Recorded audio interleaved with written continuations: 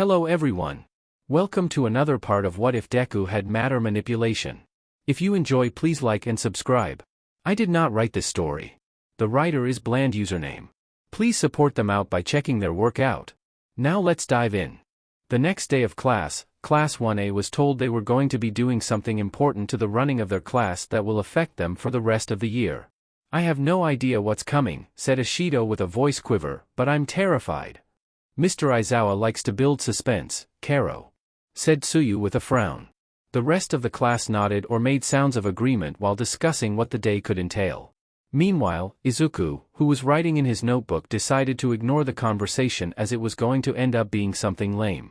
He was working on several new ideas, one of which was much to his own shock he managed to finish. The rest were works in progress, and he was also hit with a large hammer of realization last night. Sitting at his computer watching a cheesy action movie, whose villain could shapeshift something which made him a terrifying opponent, Izuku realized that he had been putting quite a bit of focus on manipulating the building blocks of the universe to create rather than influencing change. He was able to move and manipulate anything under 5 kilograms. For over a year he had been working on using that to create, and while it was a very powerful tool at his disposal, it shouldn't be his primary focus. Just some experimenting with this last night, he managed to shift the cells in his fingers to harden similarly to Kirishima's quirk, although he did struggle to undo it for a while. It showed that he could change small things relatively quickly and with some ease. He rediscovered that the strength of his quirk lies in influencing change, or rather manipulating. Creation has always been a byproduct of that and was something that took so much time and effort to be functional. He would split his quirk into 2 halves. First was the change or manipulation, which he would dub alchemy. The second would be creation, which he would dub construction.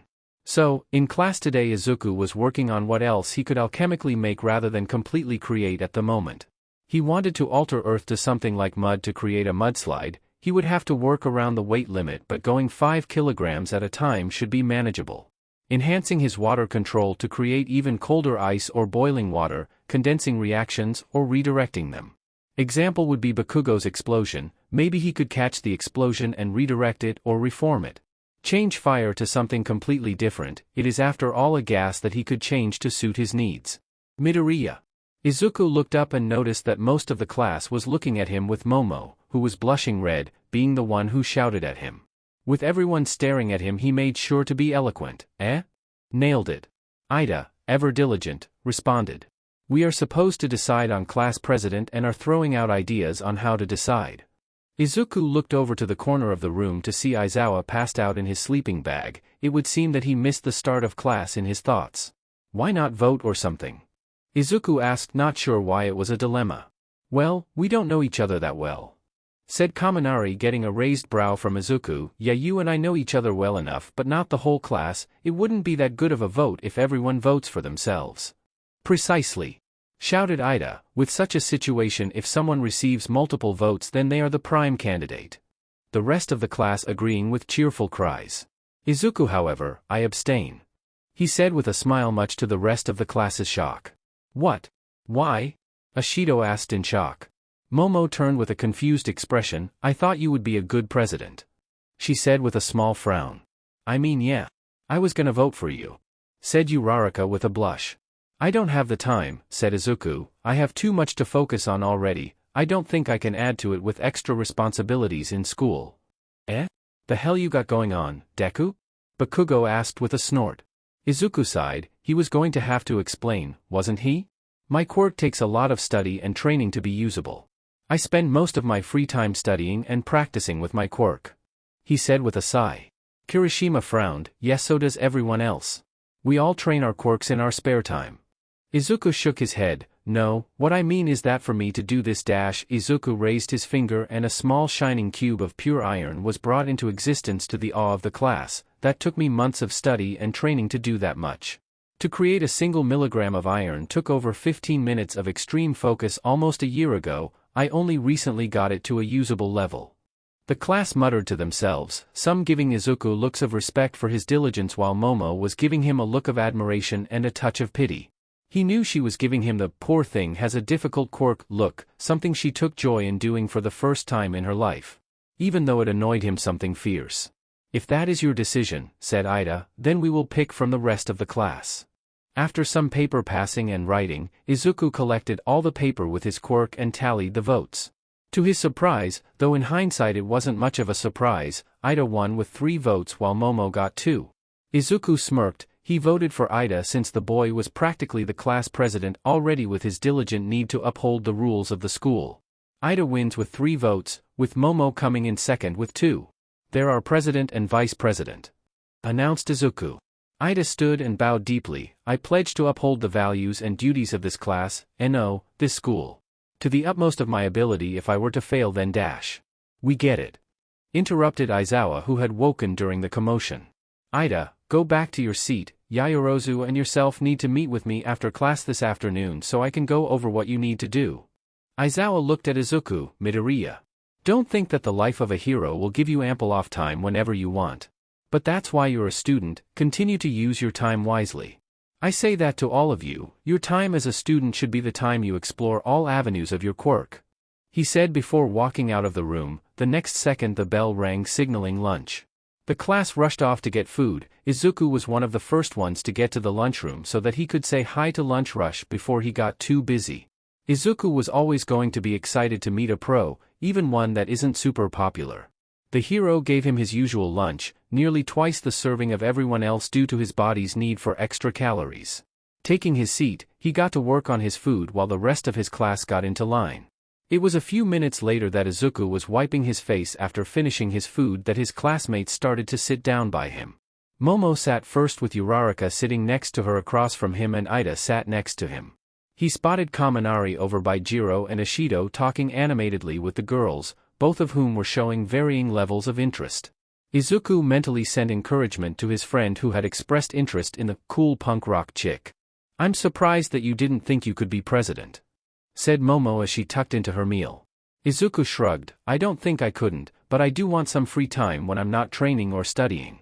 I suppose, but it would have been nice to work together, she said before quickly adding, not that I don't like the thought of working with Ida, you seem fit for the role. The boy in question gave her a bow in thanks. Izuku laughed and Uraraka nodded. Yep. Since you backed out, I voted for Ida. He has that whole president aesthetic I couldn't pass up.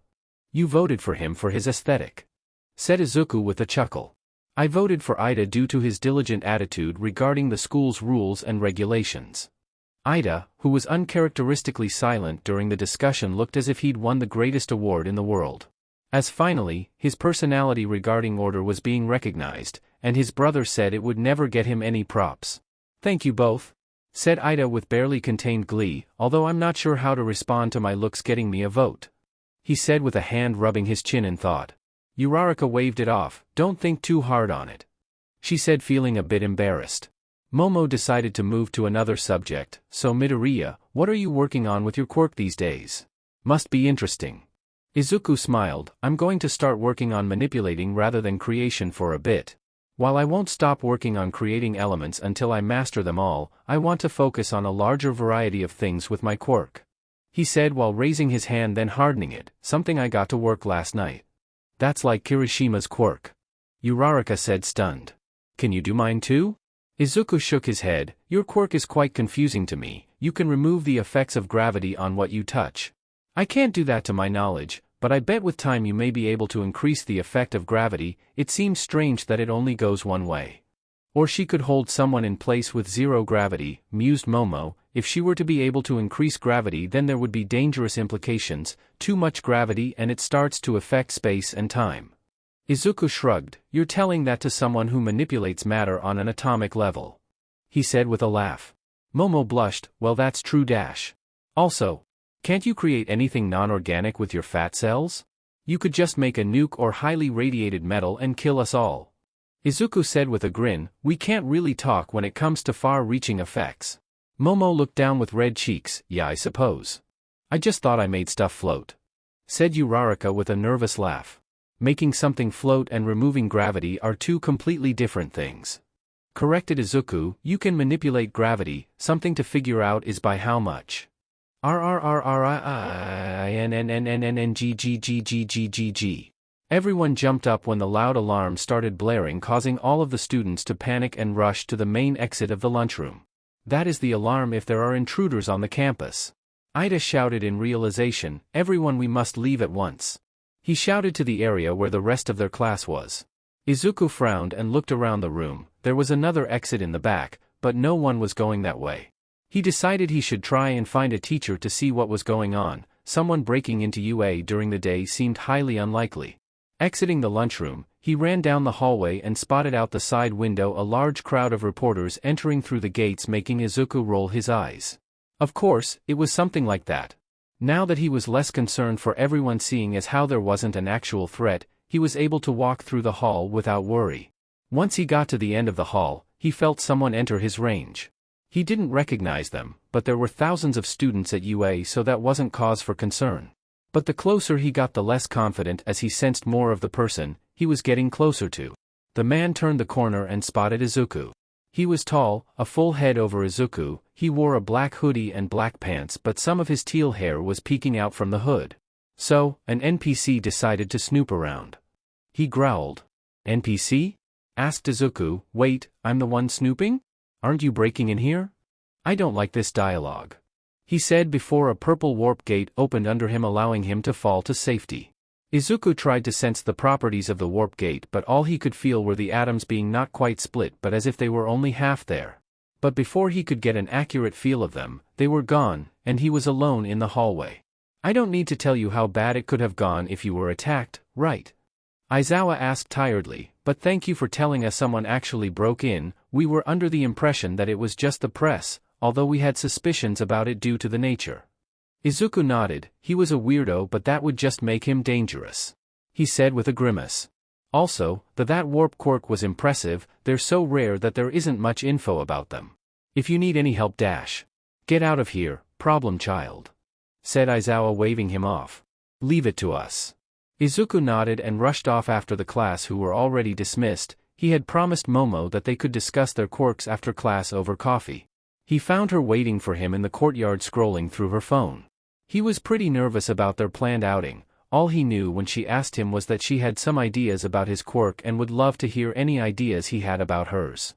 He proposed to do it over coffee instead of her idea of him going to her house. He wasn't sure he was ready for that. She may only intend for it to be a friendly meeting at her house, but he was sure his mind would overload with the implications. Regardless, she spotted him and was waved him over. Time to pretend he had the confidence to talk to her in the first place. The whole fake it till you make it. "Hey Yaoyorozu," he said with a wave. "Ready to go?" Momo nodded rapidly. "Yes. I've been brimming with ideas for the past few nights," she said with a beaming smile. "Think about me that much, huh?" he asked. Momo blushed red. "Well, I'm fascinated by your quirk," she said quickly. Izuku nodded. "Why'd I say that?" he screamed mentally. They continued walking with idle chat about their classes, Momo being interested in Midnight's art history lessons and the woman herself.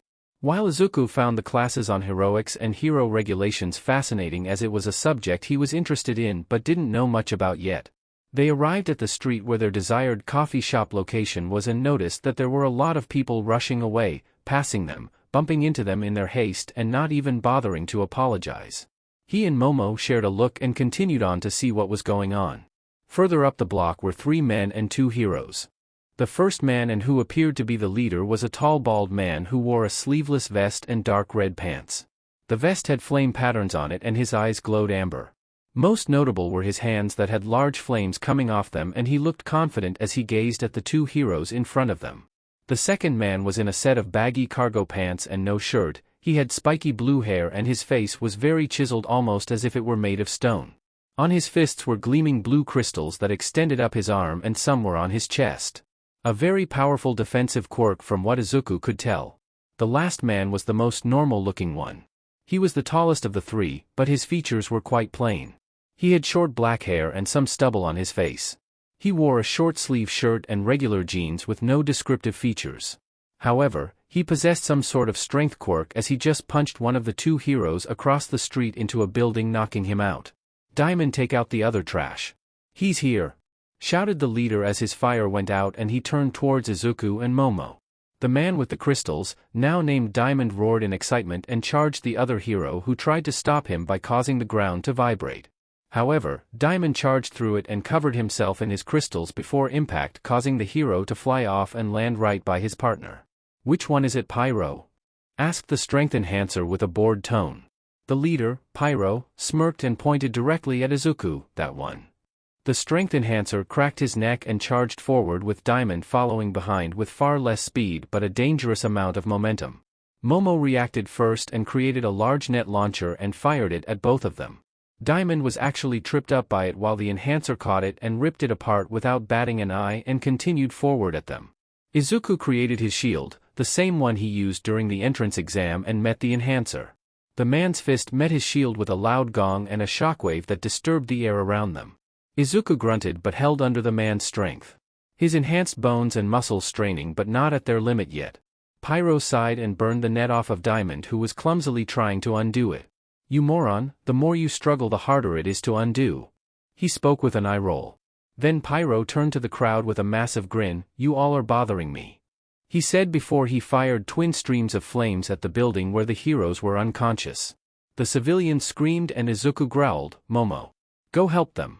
I'll lead these three away, for some reason they're after me, he said, and before she could voice her thoughts on the plan he rushed off to where he knew a small park was that they could fight, hopefully without someone getting in the way. Diamond and the strength enhancer followed on foot while Pyro flew by shooting flames from his palms. It took Izuku less than a minute to arrive at the park, and thankfully all the commotion caused everyone to leave the area and he was able to face the three villains without worry of a civilian. Smart move, boy, Pyro commended with a nod. But honestly, this helps us too, no one to help you after all. Bruiser, you're up, he commanded the strength enhancer. Bruiser sighed, we're going to have a conversation about these names. Nonetheless, he rushed forward directly at Izuku. Izuku readied his shield and met the man in the middle of the clearing, but instead of clashing he ducked under the punch and bashed Bruiser in the chest with his shield. The man grunted in pain but was able to kick Izuku away and recover. Diamond, shouted Pyro. Bruiser backed off and Diamond took his place and rushed with his crystal-covered body.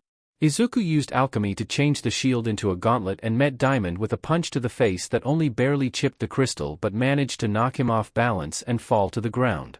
Before Izuku could think, he was forced to roll away from a jet of flames and change his gauntlet back to a shield and defend himself from the flames. In his stationary state, Izuku was able to make a small barrier around his shield that would suck the oxygen from the flames, snuffing them out, further enhancing his defense. Unfortunately, he had to remain stationary for now as he was getting a handle on the technique. Pyro let up his barrage of flames and Izuku released his hold on the vacuum barrier. You're impressive, Pyro said with a patronizing smirk. I can see why the boss is so interested in you. So far you've had an answer for everything we've thrown at you. Izuku frowned. Who are you people? He asked, hoping to give himself time to think of a plan. Pyro noticed this and smirked wider. Irrelevant, he shouted. Bruiser rushed forward with even more ferocity than before and Izuku was forced on the defensive, blocking the attacks that were slowly getting stronger and faster until he was disarmed of his shield. Instead of summoning back his shield, he decided to focus on hand-to-hand and slowly started to get used to Bruiser's timing. A quick jab was dodged and countered with a cross. The man didn't let up and tried to retaliate, but Izuku countered again with a right, staggering Bruiser. However, before Izuku could continue, he was barreled into by Diamond and was blasted through the swing set and sprawled onto the ground. He groaned, then he sensed fire coming at him and kicked the ground hard to dodge and ducked under a haymaker from Bruiser. Izuku jumped back to avoid another slam from Diamond and rolled under a jet of flame. He mentally groaned at the three of them, not allowing him time to focus on anything or come up with a plan. Izuku knew that Pyro was the brain here and tried to focus on him. He created the vacuum in front of him, which managed to stop the fire assault, and tried to close distance as fast as he could. Using his awareness of his surroundings, he was able to avoid the tackle from Diamond but was kicked by Bruiser. The kick caused Izuku to lose focus and the vacuum destabilized, which allowed Pyro to attack with more fire. Izuku raised a hand and snuffed the flames as he gathered his thoughts. With a tremendous amount of focus, he tried something that he only thought of for the first time earlier today. Fire is gas and light, which may not have mass, but the atomic properties that make fire do have mass, and the heat and reactions would be the same even if the visual properties of fire were there or not. Layman's terms, this means that everything about fire aside from how it looks has mass, and if it does, then it's his to play with. Reaching out, Izuku grabbed every oxygen and carbon atom that were giving off large amounts of heat, as they were the foundations for the fire attacks. He pulled and created an orb of these atoms 5 meters from himself and attracted all further atoms from Pyro's attacks into this orb. The light and flames that usually accompanied fire puttered out in front of him but were quickly gathered around the slowly growing orb, which was larger than a watermelon now, and the heat was far more intense than the attacks Pyro was throwing out before. The area was overcome with a haze from the intense heat. Bruiser and Diamond moved behind Pyro, who they expected to protect them from the fireball. This is really difficult, but it's good to know I can do it. I'll call it Flame Commandment, as it is a far deeper form of pyrokinesis than what a flame quirk would be. But at the moment, holding it together is the most I can do. Honestly, I'm shocked I can do this much. Izuku thought while trying to hide the strain of his impromptu technique. Izuku, with mental focus that made him feel like someone was slowly stabbing his head with a blade, created a vacuum around the fire orb and slowly snuffed it out. Taking their shock at his ability to focus on his next move, he cupped his hands and waited while building up the amount of air and pressure between his palms. "How did you do that?" asked Pyro without his superior tone. Izuku smiled. "I was tired of the fire," he said simply before rushing forward while keeping his hands cupped. Bruiser pushed past Pyro and tried to meet Izuku in the middle of the park, but Izuku slid under his attack and continued forward. Diamond tried to tackle him, but Izuku jumped over him. He got within 3 meters of Pyro, who shook off the shock of Izuku's flame commandment and tried to attack with 2 streams of fire. Izuku, similar to a very old and famous anime, pushed both palms forward and a shockwave of compressed air met the flames, causing an explosion that blasted Pyro out of the park and into the side of a building, knocking him unconscious. Turning to face the 2 other villains, he took a deep breath and readied for their attacks. Diamond rushed forward. This time his crystals were more streamlined, and his movements were faster. Bruiser's muscles started to bulge and become veiny, and every step created an indentation in the ground. Izuku spun around Diamond and met Bruiser's punch with a kick and groaned when he felt his bones rattle but hold firm. With speed greater than before, Bruiser grabbed his leg and slammed him into the ground. Izuku was forced to roll from a stomp but was kicked by Diamond, knocking him a few meters away. So far, he was being pushed to his limits. Bruiser was getting stronger and he was at his limit of strength, and he was incapable of stopping Diamond's tackles and didn't have something that could break the crystals. Getting an idea, he raised both hands and created 5 kilograms worth of water above their heads several times over in the span of 10 seconds, completely soaking the both of them. "Looks like I'll have to dry off after this," laughed Bruiser. "Are you too tired to do damage anymore?" Diamond laughed with a gravelly voice. "Boy must be out of gas," he said in a deep voice. While they were mocking him, Izuku had his hands in a prayer motion, his eyes closed, and he focused even harder than with the fire on something he only recently accomplished. He in his right hand created positively charged electrons and, in his left, he did the same, while in the middle he created negatively charged ones while passing everything by each other to create more. Such was the rudimentary way to create lightning. If his math was right, which it usually is, this would be a very small amount of lightning but enough to do some damage. Diamond and Bruiser finished laughing at him and charged forward. Izuku opened his eyes and separated his hands. If the men looked closely, they would have seen both hands have a sort of shimmering haze coming off of them, but they didn't and got within striking distance. Izuku pushed both palms forward with a scream of palm strike. From both hands were small but extremely bright and hot arcs of blue lightning that barely extended an inch off of his hands. It hit their waterlogged bodies, causing them to scream and be zapped across the area, rendering them unconscious not even a second after being shocked. Izuku slumped over and tried to catch his breath, the exhaustion from the fight catching up to him now that his adrenaline was wearing off. For coming up with it in the moment, Palm Strike is a fun name. Palm strike being the term for the physical attack and also referencing a lightning strike due to the lightning. Izuku thought while mentally patting himself on the back. Diamond shakily got to his feet, no crystals on his body any longer, while his entire body was smoking and his breath was labored. Izuku looked to see that Bruiser was still out and relaxed slightly. "How?" he growled. Izuku chuckled and alchemically changed his school jacket to a hoodie and put on the hood. He raised his hands in front of him and with an exaggerated growl he said, "Anything is possible with enough hatred, my foolish apprentice. The dark side of the Force is a path to many dash." Before he could finish, his head was wrapped tightly in something vaguely familiar. Using his quirk, he ripped it off of his face and saw that Diamond was being apprehended by Midnight and Vlad King. Turning his head, he saw an exasperated Aizawa looking at him while retracting his capture scarf. "Were you quoting the villain from Star Wars?" he asked tiredly. Izuku laughed nervously. I wasn't going to tell him what I actually did. Aizawa sighed. Good, some heroes love to give away their secrets hoping for more publicity. He pointed to the surrounding buildings where many people were recording with their phones. I'm sure people have enough questions as it is. Izuku suddenly got even more nervous at the attention he was receiving and could hear some of the people cheering for him making smile. He raised his fist in victory, causing everyone watching to cheer, making him grin and raise the other one. Izuku began to speak to himself, and so he stands with his immeasurable power, victorious, as his is the greatest dash. Once again, his face was covered by the capture scarf, but this time he wasn't able to pull himself free. I'm just making sure your head doesn't get too big. He barely heard Aizawa say. He heard sirens, and after a moment he was released and felt a hand on his shoulder. You did well. Aizawa said seriously, recognizing their objective and getting the villains away from a populated area was a pro move. Before Izuku could respond, he was nearly tackled off of his feet by Momo, who was covered in dust and grime from helping with the fires. You're hurt? She shouted in worry. I am? He asked with a frown. He felt sore all over and his head was killing him. Not to mention he was so tired he was about to pass out, but he didn't think he was injured. She created a towel and wiped his face that showed a startling amount of blood. Oh, he said in shock, I didn't even notice. Let's get you both to the infirmary. Recovery Girl is the closest doctor. You two didn't even get 3 kilometers from UA before being attacked, said Aizawa, leading them away and letting the rest of the heroes handle the villains and police. Yaoyorozu, you did well. Contacting the school and assisting in the rescue of the injured heroes and evacuation of civilians is what being a pro is all about. Momo's smile looked like it could brighten a dark room as she thanked their teacher for his words. Izuku silently agreed with Aizawa and sent her a smile that she reciprocated. I'll give you the okay for now, said Recovery Girl. You have some serious bruises, and while no broken bones, I wouldn't doubt that you were close to it with some of your ribs. I've seen victims of hit and runs have less damage.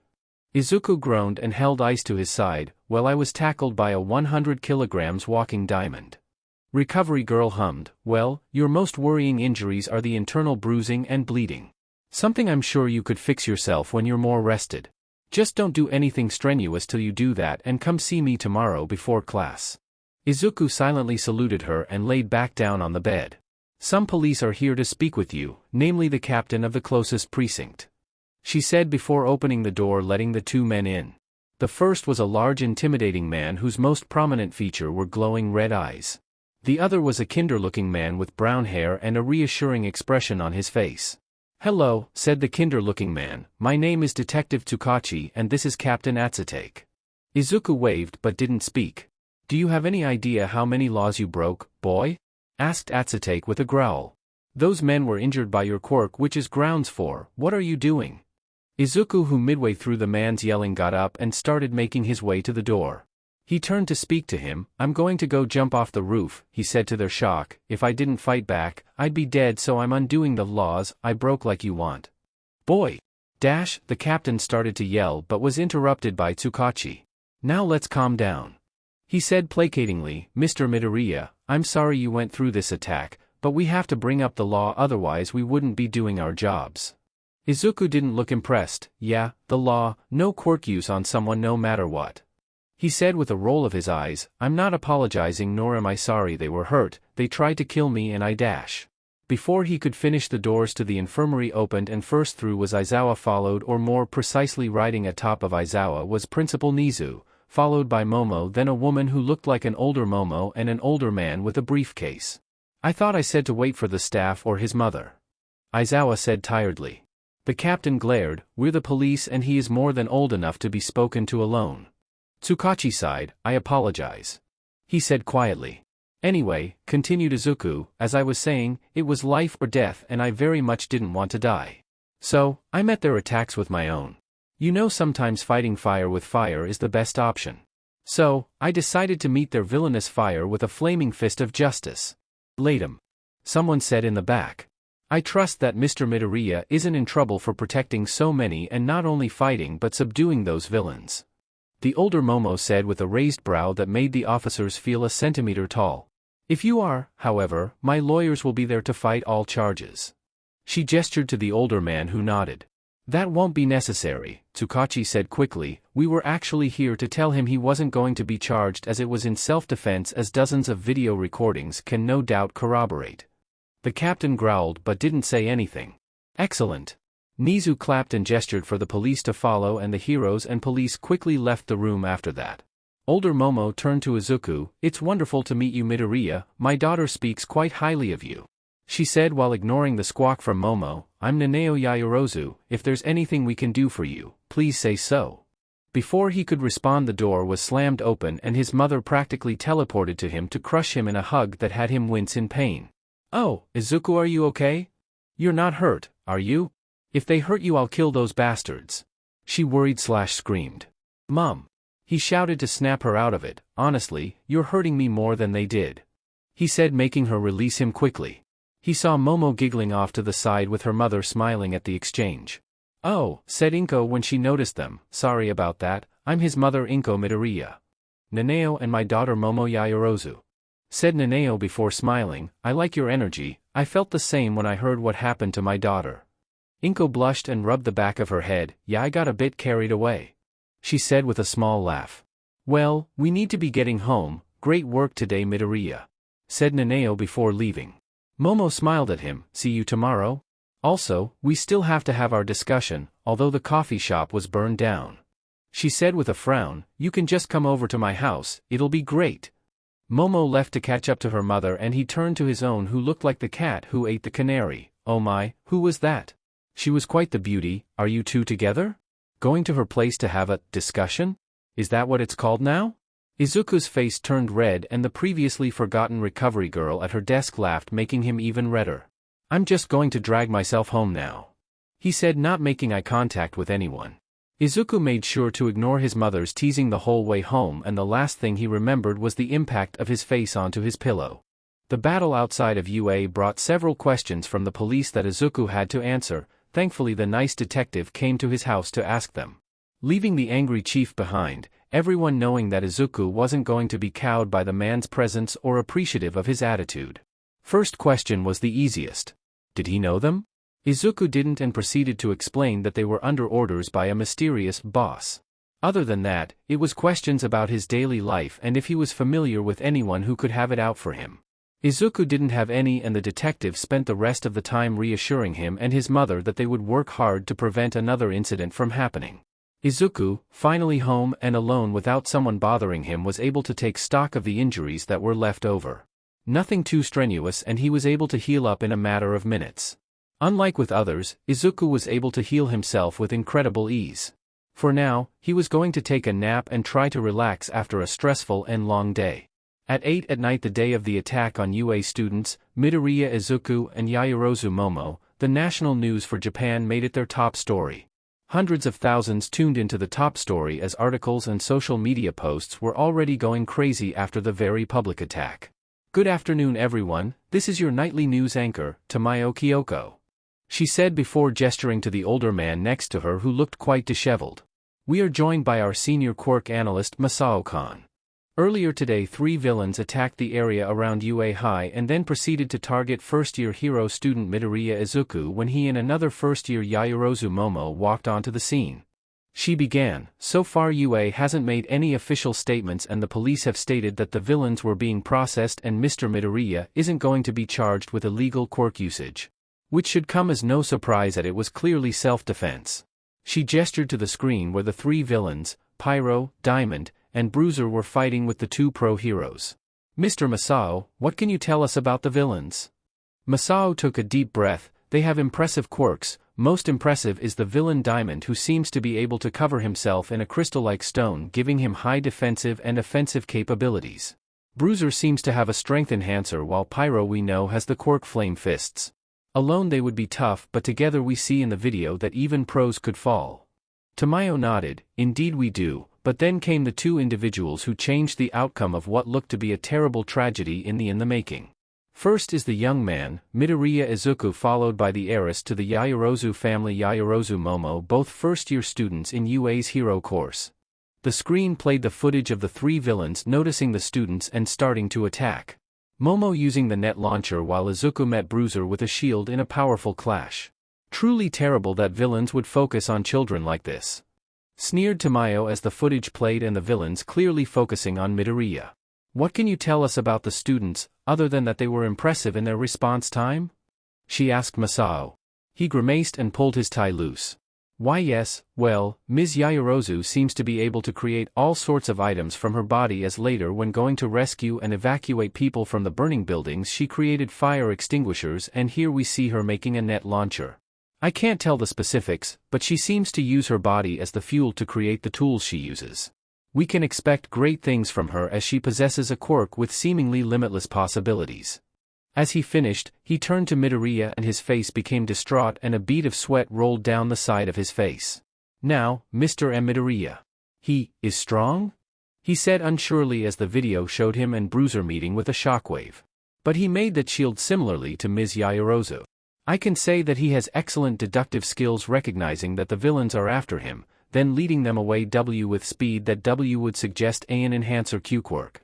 The video showed the short but incredibly intense 3-on-1 battle between Midoriya and the villains. It paused when Izuku changed his shield to a gauntlet. What do you make of this? Asked Tamayo as she gestured to the new weapon. His quirk seems to be able to create and change things? He made that shield or summoned it, but now it's a gauntlet. Is such a thing possible?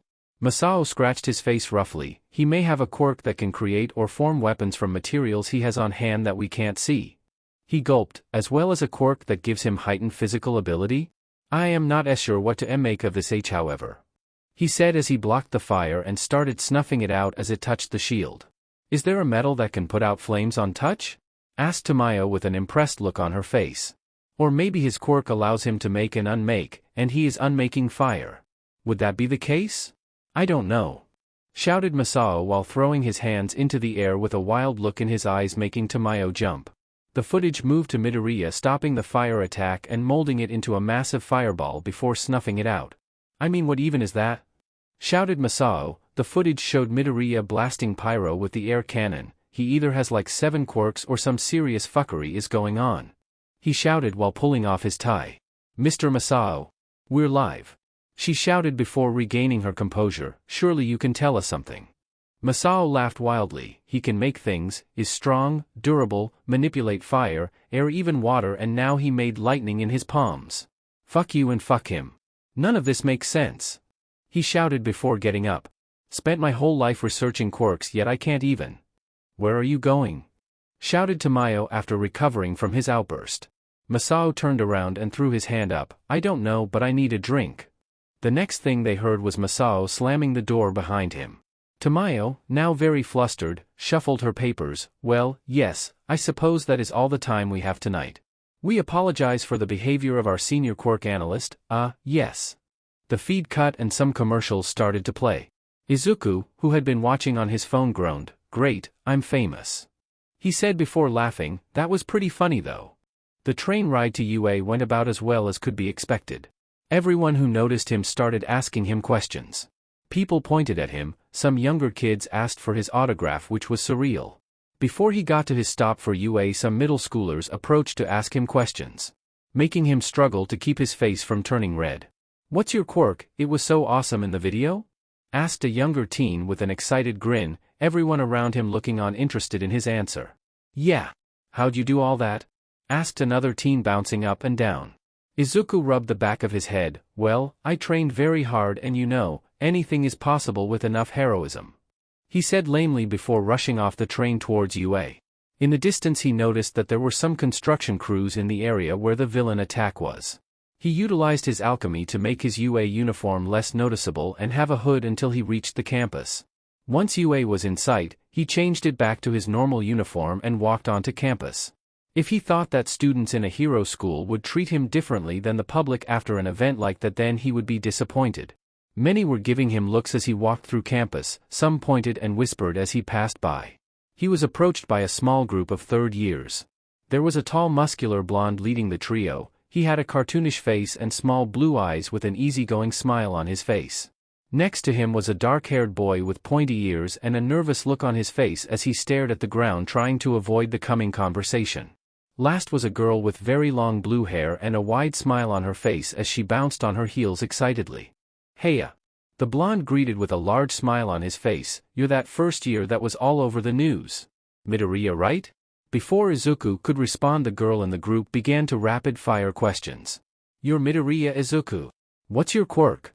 Can you make things like that shield and change them? What about with the fire? How are you so strong? Is it from training? R dash." She was stopped by the blonde putting a hand on her shoulder. "Nijire, give him a second to breath." She pouted at the blonde. "But I need to know, Mirio." Mirio smiled at Midoriya. "I just wanted to say that I was really impressed with your moves. We'll have to spar sometime." "Oh. I'll tell Sir about you." Not that he wouldn't have heard about you by now. "Tamaki. Wanna say something to Midoriya? Offer him some words of wisdom as his senior." Midoriya turned to the third person of the group who was looking at the ground with, if Izuku was honest, a constipated look on his face. "Be strong," he mumbled. If he were honest, Izuku could probably put that in his top 10 list of most helpful advice. Short, sweet, and to the point. He gave the older teen a nod of gratitude. Thanks," said Izuku before turning to Nijire. "My quirk is a precise form of telekinesis. Yes, I can, also yes, and training with my quirk." Nijire gave him a huge smile while Mirio laughed. "Well, we should let you go. I'll keep an eye on you during the sports festival." With that said, the three of them rushed off toward their class and left Izuku. Most of the students continued to give him looks as he made his way to Class 1A's homeroom. Upon entering, he was rushed by everyone. "Midoriya!" shouted what sounded like the whole class. He waved at them sheepishly and noticed Momo in the back sigh in relief. Obviously she was getting grilled before he got here. "Dude, that was so manly. Especially that move dash," shouted Kirishima as he pulled both arms back with Kaminari and Ishido mimicking him. "Palm strike," shouted all three of them, making him blush in embarrassment. "Midoriya, you know Rio is going to want you to come by the dojo today to tell him about it," said Kaminari with a grin, knowing that the martial artist is going to grill him on his quirk and his lack of using it during their training. "Also, I see you took inspiration from me with that last move," he said with a finger gun. Izuku rolled his eyes with a groan. "Yeah, I'll be sure to give him a visit after class today," he said while ignoring the last part. Uraraka slammed into him and began to shake him back and forth. That was so nerve-wracking. "I watched the video like 20 times. Are you okay? Who were they? Why were they after you?" Ida rushed forward. "Uraraka, give Midoriya some space," he chastised, and Izuku felt like he could kiss him. "Now, Midoriya, please explain to the class everything about the attack." Izuku retracted his former feeling. Seeing everyone barely holding their questions back, he sighed and nodded. "I don't know who they are beyond their villain names. I do know that they were after me specifically," he said, getting shocked looks from the class. "They said that their boss sent them after me either to kidnap or to test my ability." Bakugo glared at the wall. "Who'd you piss of, you nerd?" he asked. Izuku frowned and thought, "I couldn't tell you. I made sure that very few people knew about my quirk before UA, only my mom and a few others knew about it," he said to himself, "but everyone heard it." Jiro tilted her head at his words. "What do you mean? Why keep it a secret?" she asked. Izuku turned to her. "My quirk is very dangerous and has nearly limitless possibilities, but I was mostly scared of someone learning what I did to myself. You know, my physical enhancements or my ability to heal practically anything." At that, the rest of the class nodded in understanding. He could potentially make an army of people as strong as himself, which would be terrifying. Or if there was a supervillain that was extremely weak or injured, he could bring them back to full health. Neither were good. "I'm going to look into who the boss is though," said Izuku with a glare directed at the ground. "Whoever they are, they're dangerous and I'm dash." Before he could finish, he was once again wrapped in Aizawa's capture gear, completely covering his head, silencing him. The rest of the class looked to see their teacher tiredly staring at Izuku, and some giggled at the sight, remembering that he did that after the attack when Izuku was celebrating his victory. "Problem child, leave this to the pros," he said with a sigh before releasing him. "There are several pros that have already volunteered to investigate this matter. For now, don't be surprised if you see some pros outside of school. They'll be tailing you to see if you get attacked again." Aizawa turned to the rest of the class. "As of now, UA staff has heightened security and are more alert than before.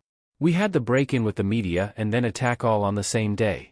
Rest assured that we are making sure that nothing can go wrong again." The class relaxed after hearing that. After Aizawa finished giving them the updates for their classes, the day began. Although they were told that the second half of the day will be a hero class in a different part of campus, Throughout the classes, however, Izuku was thinking of a way that he could start to uncover who was after him. This mysterious boss was powerful enough to send 3 moderately powerful villains after him. Whoever it was had wanted him for something, and for now he'd have to assume it was because of his quirk. Now that he publicly displayed his abilities, he wouldn't be shocked if more people were going to be interested in him going forward. Lunch ended and the class was told to get their hero costumes on if they wanted to use them for the rescue training, and if not, to head to the buses. Ida meanwhile was making loud and continuous comments on how they should proceed in an orderly fashion. Naturally, with all his commands, he was the last to arrive at the buses. "Okay everyone," started Ida once he got his embarrassment back under control, "remember the seating chart I made earlier and please proceed inside the bus." As they got on the bus, they noticed that the seats were less formal, leading Ida to drop his head in embarrassment once again. Izuku took his seat and Uraraka slid in next to him. They gave each other smiles as the rest of class got situated. Once the bus started to move, everyone made idle chat. "Hey Midoriya," said Kaminari, getting everyone's attention. "Those moves yesterday were awesome, man. How much of that was improvised?" "Isn't his quirk super difficult to use?" asked Zero. "I'd guess that he had practiced all of that before." "It looked like he was pretty nervous during the fight. Maybe he was making it up as he went along?" said Kirishima before raising a fist toward Izuku. "Not that you're any less manly for that. You totally kicked ass." Izuku rubbed the back of his head. "Well, other than the fire stuff, I've practiced everything at least once before yesterday. Although the vacuum wave in front of Pyro was something I haven't strictly done before, but I've done similar things on a smaller scale." "I must say, Midoriya," started Ida with his typical hand-chopping motion, "as impressive as the battle was, weren't you worried about the laws for quirk use?" Izuku frowned but didn't comment.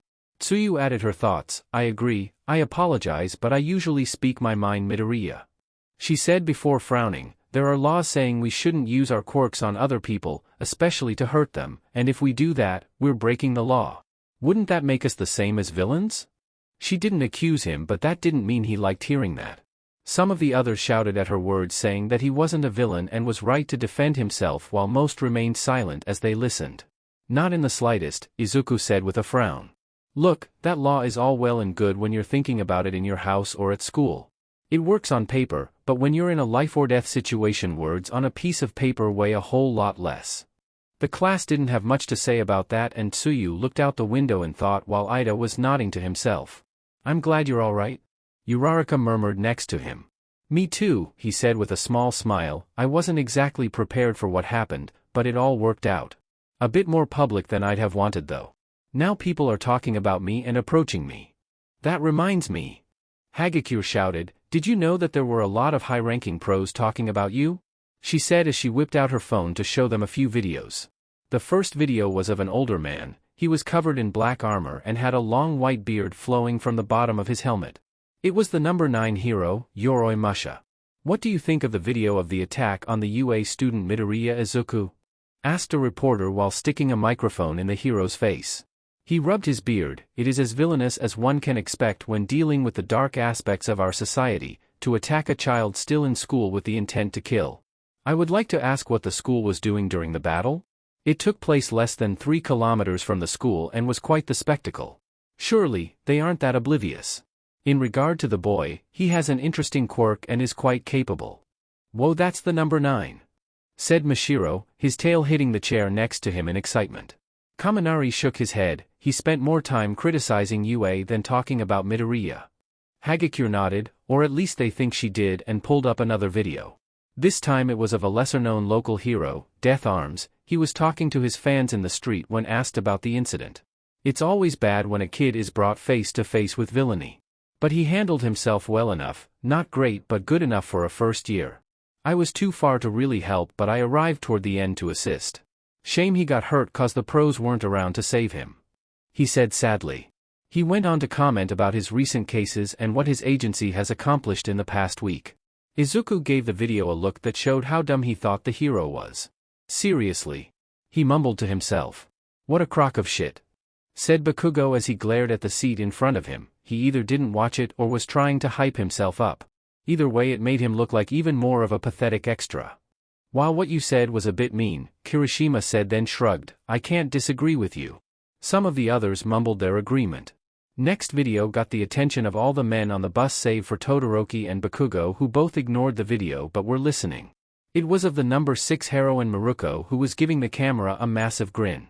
Gotta say, if that's what to expect from UA, then I understand why they're the top school.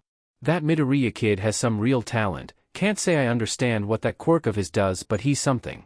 I'll be sure to check out the sports festival this year. Maybe some of the other kids are as impressive as he is. Would you be interested in offering an internship if they impress you? Asked the reporter. You aren't affiliated with any agency and have never taken a sidekick or intern, but would this change your mind? Maruko laughed at the question. Hell no. Just 'cause I like the kid and think he's got spunk doesn't mean I'm gonna slow down to start teaching. I like going at it solo. With that she jumped off, leaving the reporter alone. Izuku looked down sad. I'd deny any other offer if she offered me an internship. Izuku mumbled to himself sadly. All the guys on the bus agreed with a nod.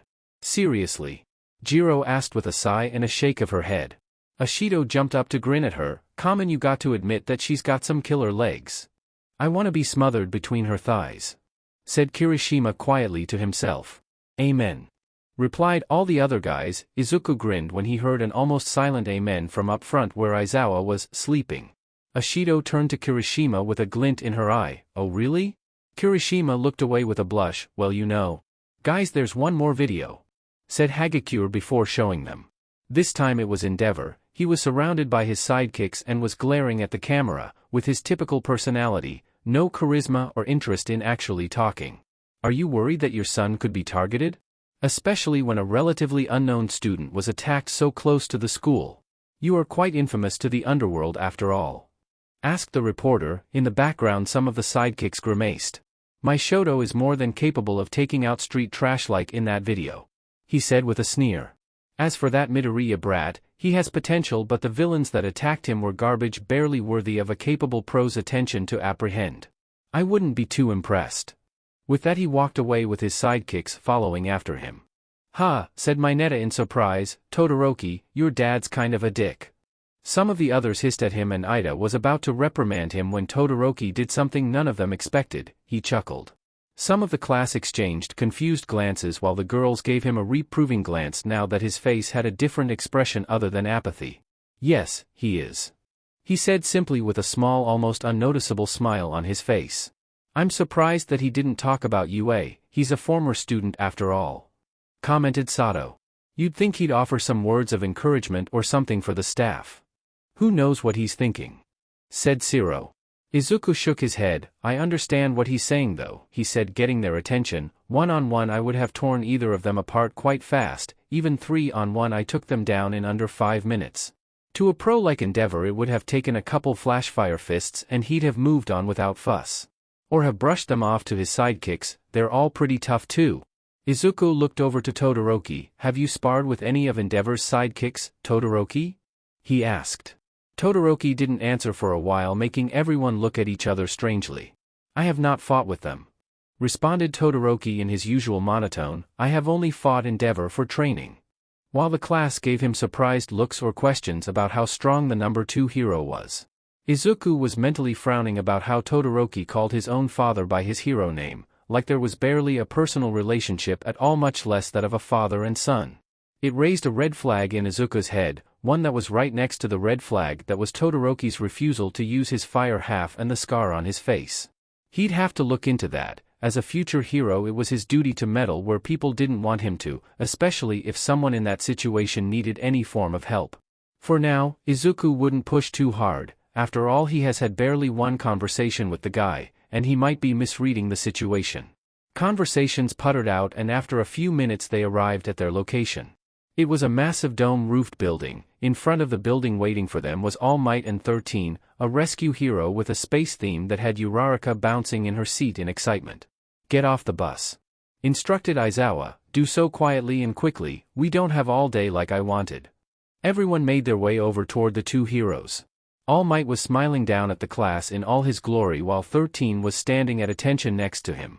Welcome students, greeted 13, this is the Unforeseen Simulation Joint, or USJ for short. Today we will be putting you all into various disaster scenarios so that you can see the proper procedure when dealing with a disaster and how to prioritize your actions in such a situation. All Might picked up from there. While fighting villains is the more popular form of heroism, saving people is the true essence of a hero. So today I hope all of you take these lessons to heart so that all of you can be great heroes. Aizawa stepped forward. Once inside we'll split up and go in groups for each section, he said before leading everyone inside. Once they were through the massive doors, the class looked on in awe of the USJ. There were several different areas spread throughout: a shipwreck zone, one that was on fire, one that looked like it was in the middle of a terrible storm, one that was frozen, a mountain area, and finally a zone that looked like bombs went off. Izuku and the rest of the students walked to the edge of the stairs, while Aizawa moved to stand in front of the class. Now before Aizawa could begin, All Might surged forward to stand in front of the class. Izuku and the rest of the class turned to see what All Might was staring at.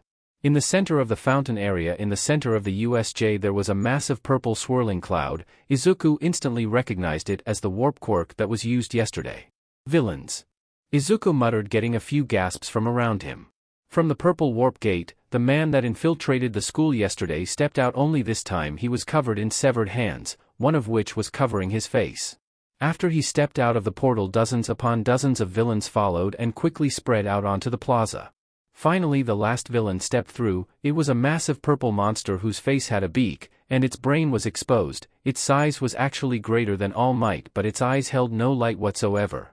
The warp gate closed and finally the user was revealed, although their head was made of the purple cloud and had glowing yellow eyes in the mass of purple. Izuku popped his neck and grunted, "Stay calm, most of them don't look that tough, so we can take them no problem," he said to reassure his classmates, but a large hand clamped down on his shoulder. It was All Might. He was looking at him with his trademark smile. "Do not fear, students, everything will be all right," he announced to the class, then turned to the villains in the fountain area and his smile faded. "For I am here," he declared, and many of the villains looked between themselves, looking more uncertain than when they arrived. If you were to ask Izuku about his lot in life, he'd tell you that it was pretty good. He had a loving mother, a distant but loving father, some friends, one of the best quirks in the world, and he wasn't a terrible-looking guy in his own opinion, if a bit plain. That being said, this is my third encounter with villains this week. I mean, what the hell? Izuku mentally screamed. There were nearly 100 villains spreading throughout the USJ and the scary trio in the center. Izuku was somewhat worried about how the day was about to go. That being said, he personally saw to All Might's healing and knew that the man was in a place where he should be able to fight for a few hours today, and, to Izuku's knowledge, there wasn't a villain in the world that could tango with All Might for multiple hours, so they should be all right. Aizawa was readying himself with his capture scarf and goggles while 13 was fidgeting in worry. 13, shouted Aizawa, "Get the students out. Leave it to All Might and I." As Aizawa finished, All Might rushed down the stairs and met the giant purple monster with a loud boom and shockwave. Izuku noticed that the two of them were moving at more or less the same speed, and while All Might had the edge in power, his attacks didn't seem to be doing that much. "Come on everyone," ordered 13. The class rushed to follow her, but before they could make it 10 steps the purple warp villain appeared between them and the exit. "Good afternoon," he greeted in a deep but polite tone. "We are the League of Villains and our objective today is the murder of the great symbol of peace. As well as the teachers and many of you," he added offhandedly. The class let out shocked gasps while Izuku narrowed his eyes. That was super unoriginal. He didn't know how many villains screamed about being the ones to kill All Might. But it had to be well over 5,000. "You're underestimating us," shouted Izuku with a glare. "The teachers and my classmates aren't weak." The villain chuckled, "Such bravado from a first year. I wonder what you'll do after we kill a few of you. After all, you are but a child." Izuku rolled his eyes. He couldn't have been less impressed so far with the so-called League of Villains. His face must have expressed these thoughts because the villain addressed him directly. "Ah, young Mr. Midoriya," he said in a faux-pleased tone, "we in the League were very impressed with your display." His voice suddenly became very sinister. "We were hoping to get to know you better." He growled and then rapidly expanded his warp body to engulf the whole class and 13. From the age of 12 Izuku began to use his quirk to feel the environment around him. It was a way to constantly train his quirk's control over his area of effectiveness. It allowed his mind to acclimate, sensing the limitless detail of the world around him. It was good with regular things, like cars, or wind, or water, or houses, food, and household appliances. That being said, Izuku's awareness was going haywire. It was like all the atoms around him and in the warp gates were being torn apart and moved, but at the same time connecting far away and staying still but moving. His head was going fuzzy trying to comprehend it, as it became a habit to sense anything new. "I won't let you harm these students," shouted 13 before unleashing her quirk. Izuku grunted in annoyance. Her quirk was sucking everything into a void-like area and literally destroying everything. His mind was trying to follow the path of what she pulled in, but it was making him feel weird trying to comprehend it. Add in the warp quirk and it was like his mind was hit by a stun grenade. "I see that rescue heroes aren't quite combat ready," mused the villain before opening another portal behind 13. Izuku knew exactly what was about to happen and tried to reach out to help but grunted in pain as he was still subconsciously trying to understand both quirks. All that came out of his mouth was a groan of pain. "Watch out 13!" shouted Ida trying to save her, but she didn't notice till it was too late. 13's own quirk tore her back apart and she was rendered unconscious from the pain. Izuku punched the ground in frustration. He could have saved her. While he was still reeling mentally for his failure, he turned to the villain with a glare. "I'm going to take you down," he growled before standing up and walking forward. He was trying to ignore the pain in his head as he moved. Kirishima took a few steps forward with a hardened fist. "We got your back, Mito bro." The others nodding their agreement. "Just make sure he doesn't do something sneaky," said Izuku before rushing forward at his absolute peak speed. With his physical enhancements he was far faster than most, capable of the 50-meter dash in well under 3 seconds, and his strength was greater than the average enhancer. With that in mind he was able to close distance without the villain stopping him. Pushing his focus and quirk to a new limit, he gathered air for a shockwave blast but held it in a bubble in front of his fist and got within a meter of the villain before punching. What followed was a pseudo-Detroit smash that blew away most of the purple warp gate smoke but didn't really affect the villain's physical body.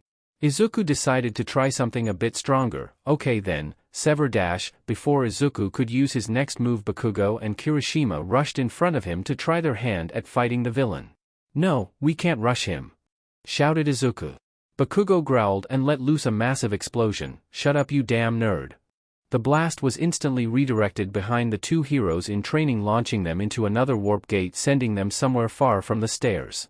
Izuku grit his teeth with a scowl. He failed 2 more people. Clenching his fist, he reared back. Unfortunately, before he could do anything the area was once again engulfed by the purple warp gate smoke, quickly sending everyone to different locations. Izuku grabbed his head in pain, his habit of analyzing everything in microscopic detail biting him in the ass as the process of warping was sending too many contradicting stimuli to his brain thousands, millions of times over. Before he knew it, he was dropped on the ground in the plaza where Aizawa was slowing, tearing through villains. Around him were various villains, some whose quirks were obvious and some who just looked like ordinary criminals ready to pounce. "So, the NPC has returned," the same guy from the break-in said. This time he was covered in severed hands. "I wanted to kill you, but I have to bring you with us. I hate retrieval quests.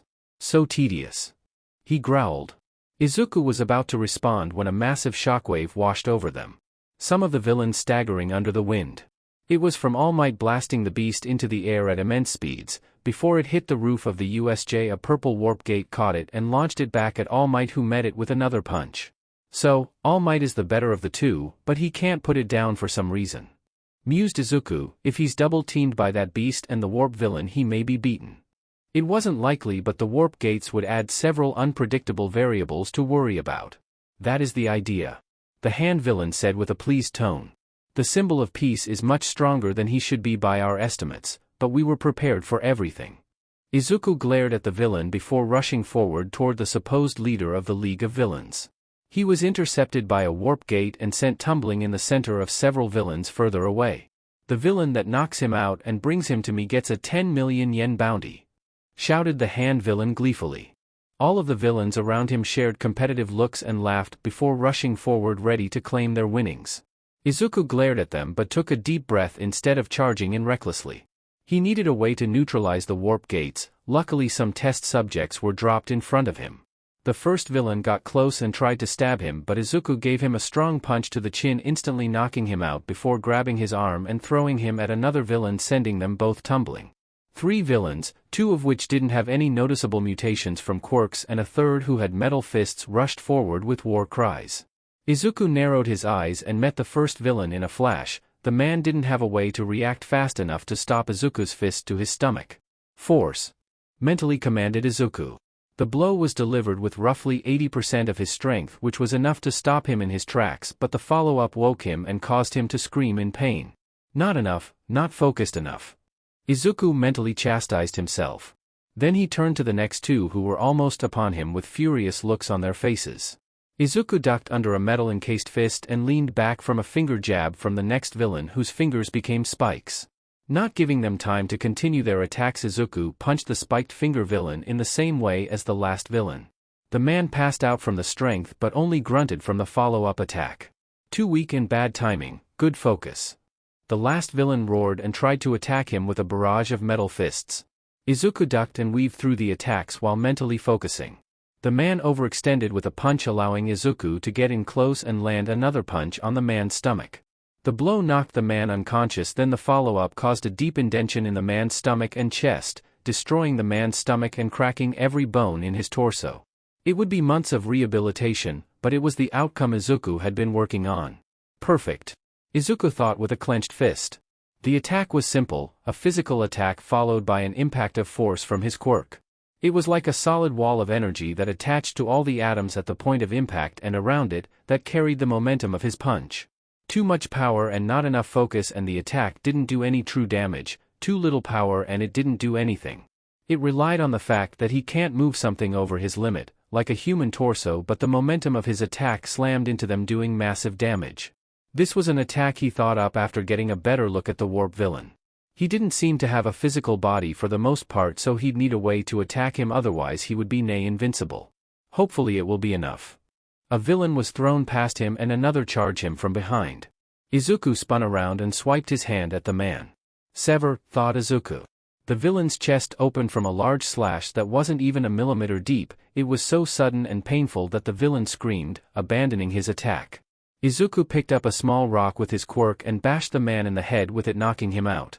Sometimes a simple usage of his quirk was enough. Problem child, report, said Aizawa in hero mode. He was panting slightly and scuffed up, but no real injuries.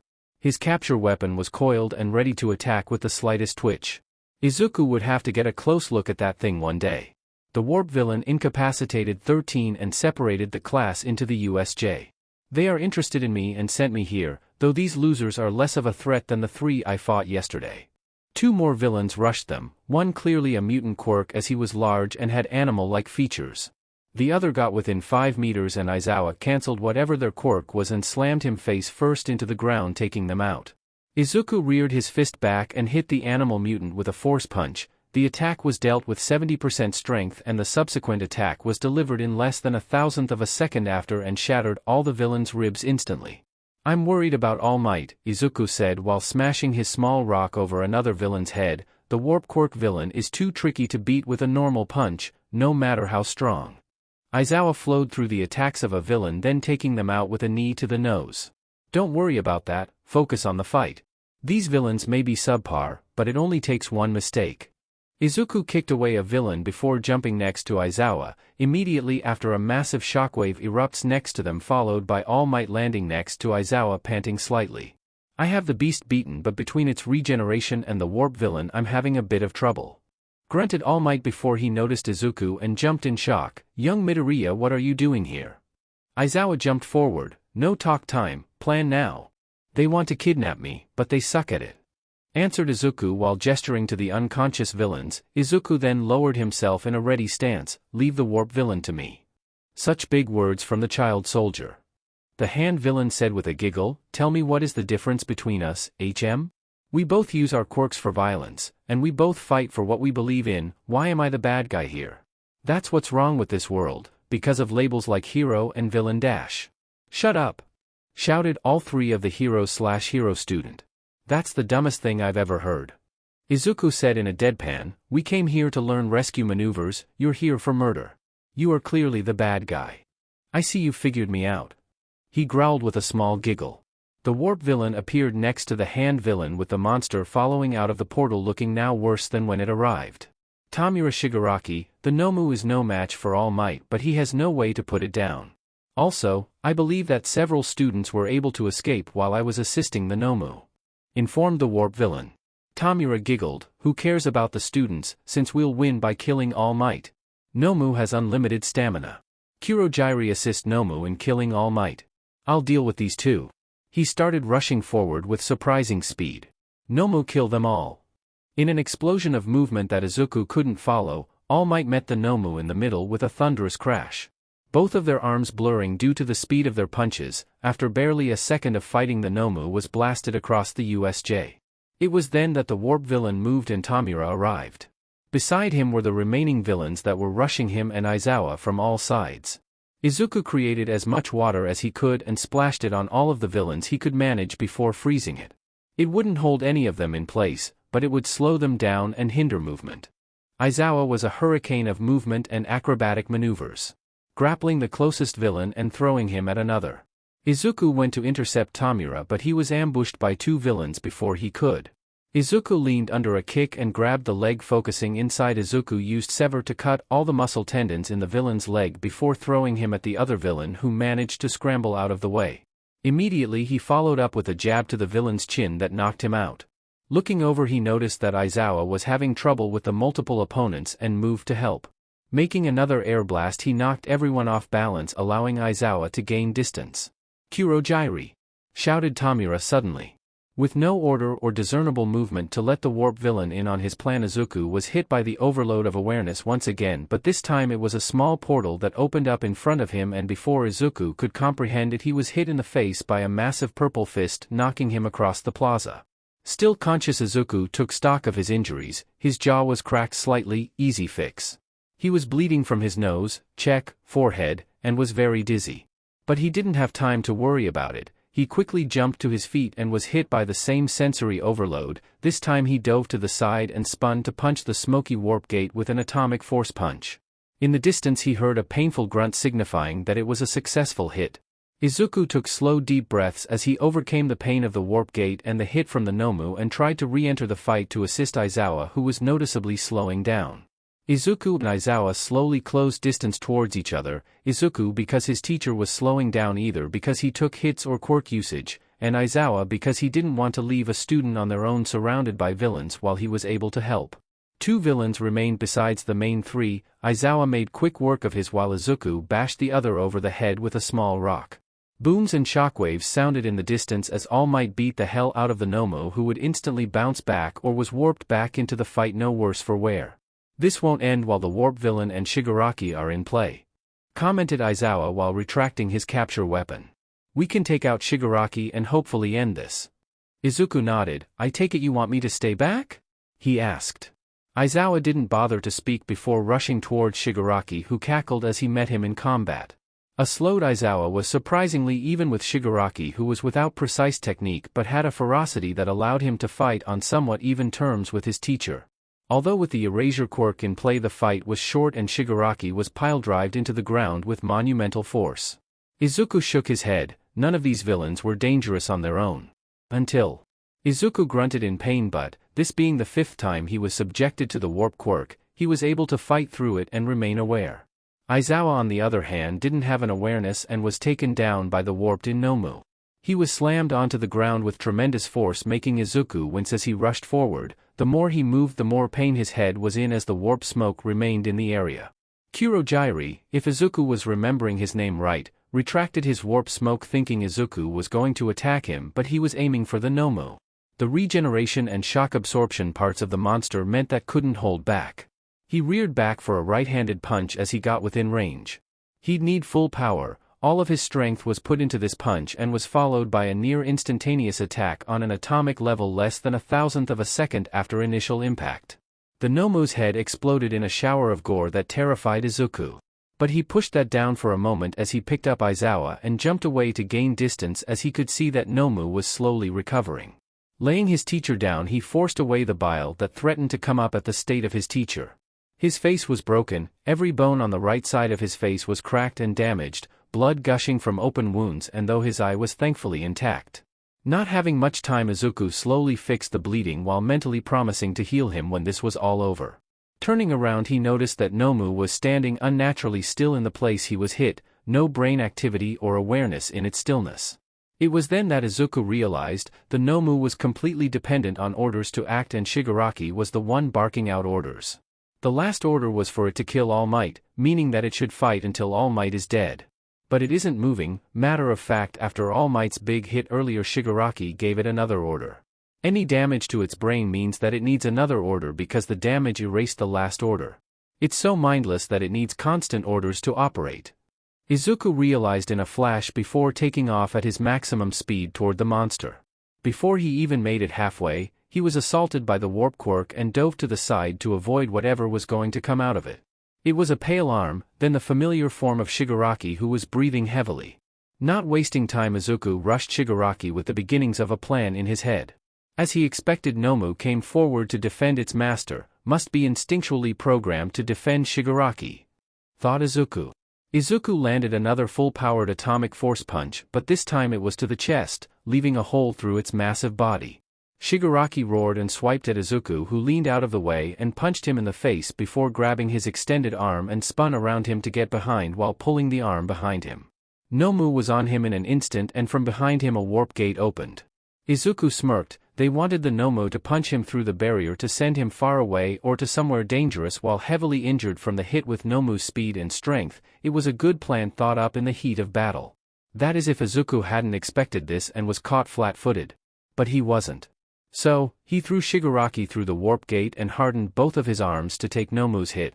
He heard an angered growl from Kurogyri in the distance, who quickly warped Shigaraki back. Izuku mentally laughed when he saw the villain's clothes were on fire. As Kurogyri and Shigaraki recovered and planned, this was his chance to momentarily subdue the Nomu. The Nomu didn't let up its assault and Izuku didn't expect it to, so he raised his right arm in a chopping motion. When he was training his quirk to enhance himself over the years, he needed to practice pinpoint control so that he could manipulate himself without mistake. So, he practiced dozens of different little exercises to fine-tune himself. They gave birth to very deadly techniques that he would never use in normal circumstances. But seeing as how he was against a mindless regenerator, he didn't feel he needed to hold back. Honestly, he destroyed its head and it got back up 10 seconds later, so this wasn't even going to be lethal. The first technique was Sever. It was used during his enhancement procedures and All Might's recovery procedure. It was a slashing motion that was at the very best a millimeter thick, but it could cut anything without fail. Not much use here. The second was an accidental discovery when practicing Sever. He called it Cleave. Similar to a meat cleaver that can completely cut meat in a single stroke no matter the size or type. Cleave can cut anything in two, a diamond or a building. Granted, a building would take longer due to his quirk's limitations, it was nonetheless true. Izuku waited until the last possible moment before bringing his arm down, bisecting the Nomu from brain to crotch. Without hesitation, Izuku created 5 kilograms worth of nitroglycerin, thank you Bakugo, and covered the two halves before making a small spark, blowing it up. The explosion made the two halves into smaller chunks that Izuku diced with Cleave to make even smaller. Right as he was done, a warp gate opened in front of him, catching him off guard, and without the mental prep of knowing the warp quirk was coming, he was tagged in the shoulder by Shigaraki's hand, which caused him to scream in pain as his suit and skin were decayed. The pain of the quirk and the presence of the warp quirk smoke made it hard for him to counterattack, so he jumped back to put distance between them while mending his shoulder. His hero suit was complete destroy from his shoulder down, and lots of skin was decayed off of his shoulder, causing lots of blood to flow from the open wound. Izuku held back the tears of pain as he quickly mended the surface injury to slow the bleeding. He was barely aware that Shigaraki and the warp quirk villain were talking when the dome of the USJ were hit by something that then crashed onto the ground several meters away, getting the attention of the villains. Izuku's awareness told him it was All Might, who didn't seem to have any outstanding injuries. All Might was by his side before Izuku could notice. He knelt down and silently appraised Izuku's injuries. "I'm so sorry, young Midoriya," he said in a quiet voice. "The warp villain sent me into the upper atmosphere. I've been stuck falling this whole time," he said with a grimace. "I've momentarily took out the Nomu, but I can sense that it is slowly coming back," Izuku said with a grunt of pain as moving his jaw to talk hurt. "It is incapable of aggression or even movement without orders, so separating it from Shigaraki, the hand villain, will render it harmless." All Might stood and clenched both of his fists. "Truly, young Midoriya, you are an incredible young man. With this information I will finish this once and for all." Before All Might could rush off, Izuku spoke. Shigaraki can decay anything he touches with his hands. I'm guessing the longer he touches the more damage it does. All Might nodded and blasted forward. Since the Nomu was still regenerating, All Might was able to close distance and smash Shigaraki in the face before he could react or Kurogyri could intercept. The villain was sent flying from the blow, and instantly All Might was behind Kurogyri but was forced to block a punch from the now recovered Nomu. Izuku knew that All Might would be forced into a stalemate if Kurogyri was still in place, so Izuku took a deep breath and rushed forward as fast as he could manage. All Might and Nomu meeting each other in a clash of fists. Every so often a fist from the Nomu would be warped into All Might's blind spot, getting a grunt from the man. As he closed distance, his head started hurting as the warp smoke was within his field of awareness.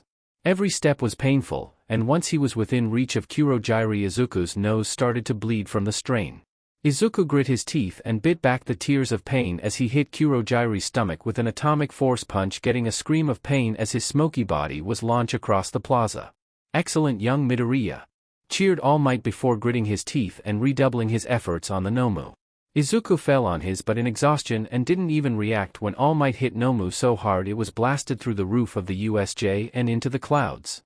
Knowing that with the Nomu gone the fight was pretty much over, letting Izuku fell back in relief.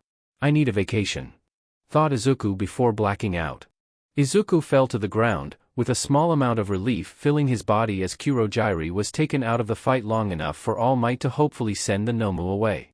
He vaguely heard shouting, then a crash, but after a while he felt wind in his hair as he was moved somewhere else. Izuku didn't know what happened or how long he was out, but he was somewhat aware that it had been a while. But he didn't fully relax. There was a real threat that seemed unstoppable.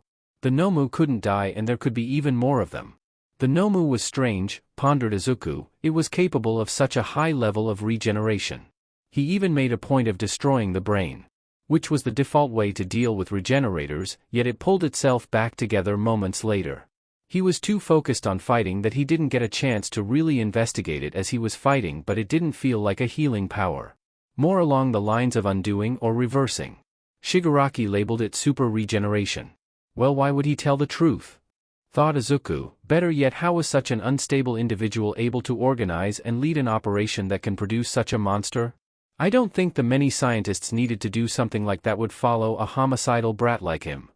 Throwing out the idea that it was regeneration, and it was something like reverse or undo, it still didn't change the fact that he destroyed the brain, and it didn't die.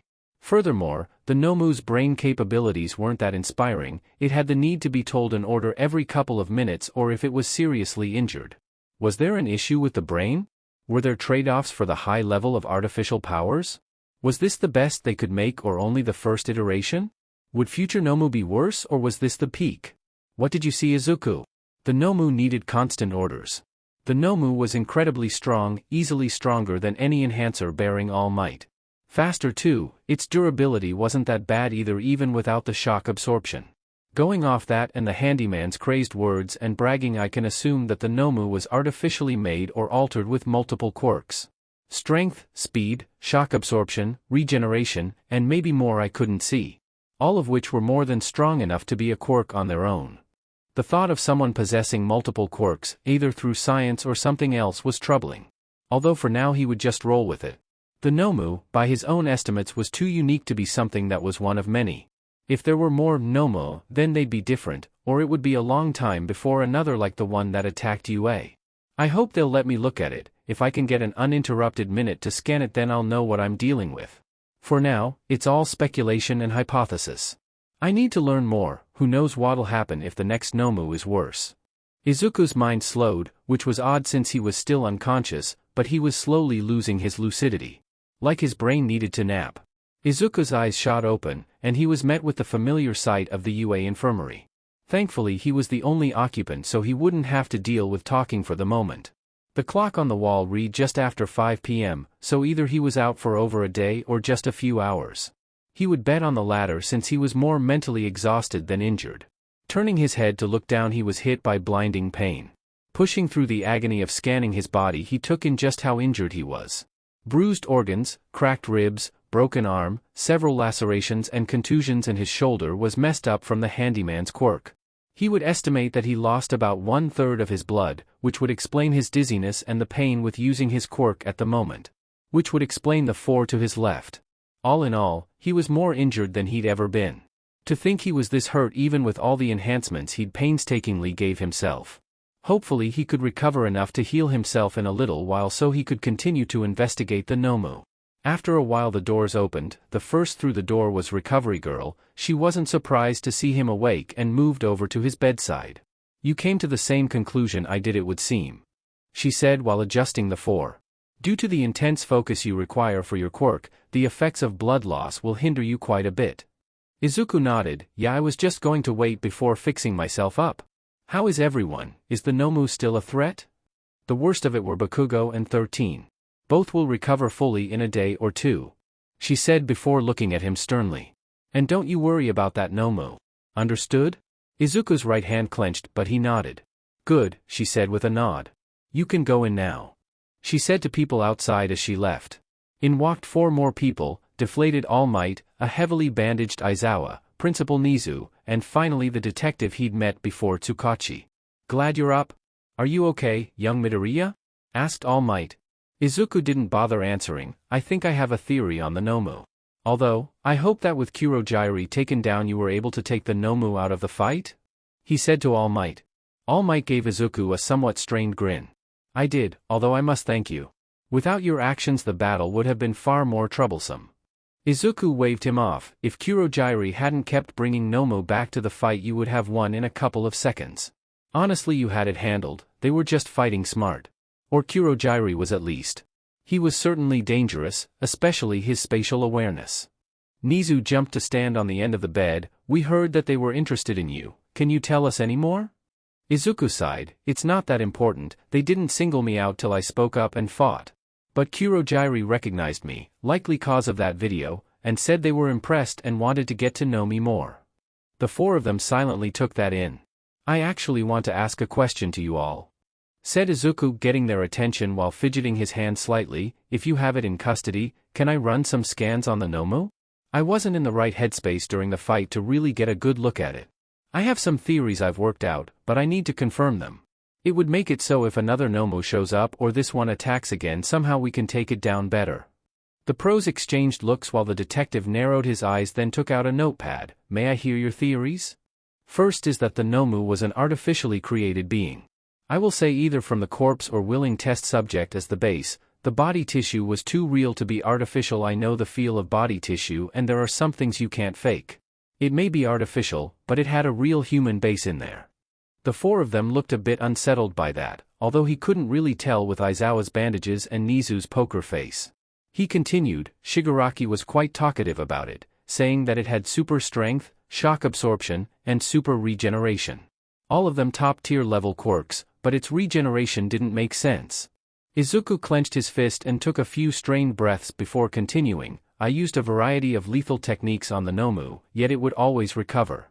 I used my atomic force punch to destroy its head and chest cavity. I used cleave to make it mincemeat. I even doused it in 5 kilograms worth of nitroglycerin before blowing it to Kingdom Come. Nothing stopped it. Regeneration stems from the brain. That is something that has been confirmed in studies on people with Regan quirks. But it would stay down." Tsukachi was taking notes with frown. All Might looked a bit unsettled and nervous, and his fists were clenched tightly, while Aizawa was looking at the ground.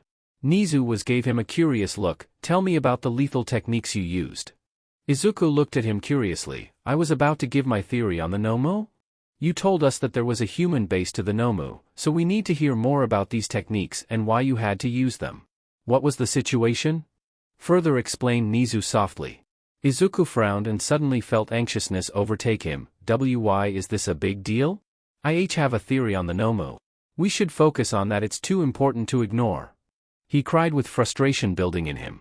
Aizawa put a hand on Izuku's shoulder. "Taking a life is always the last resort and it's never easy," he said strongly. "Sometimes it's unavoidable, but being able to make those decisions is very important for a pro hero. It's okay, I believe you were acting in the most logical manner anyone in that situation could." Izuku took in a shaky breath before All Might continued softly. "But you never should have been in that situation, young Midoriya. We failed you." He shook his head rapidly. "The villains were after me, so I had to fight them. I mean, it isn't like you all did something wrong. But we did." Nizu said sadly, one of our students was forced to make decisions that most pros would hesitate to. He did it with the mindset that no one was going to save him, and he was the only one who could fight. Worse yet, spoke Tsukachi suddenly, it seems that even in the hours you were unconscious, you were still thinking on how to stop the Nomu or future Nomu. It's the first thing you said to us. Izuku was about to speak when Aizawa squeezed his shoulder. It's okay. He met Aizawa's eyes with a worried look. You're safe now. The words echoed in his ears before they sunk in. A breath he didn't know he'd been holding had finally been let out.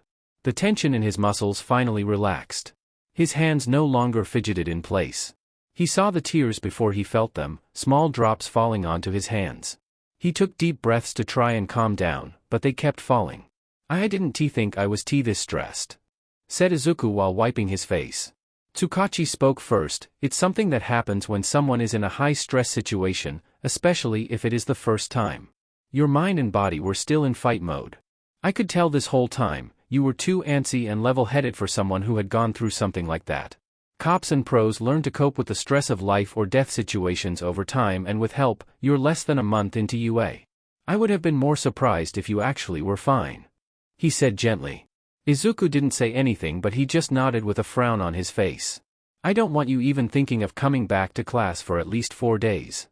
Aizawa said sternly, you've done far more than enough, take some time with your loved ones and calm down.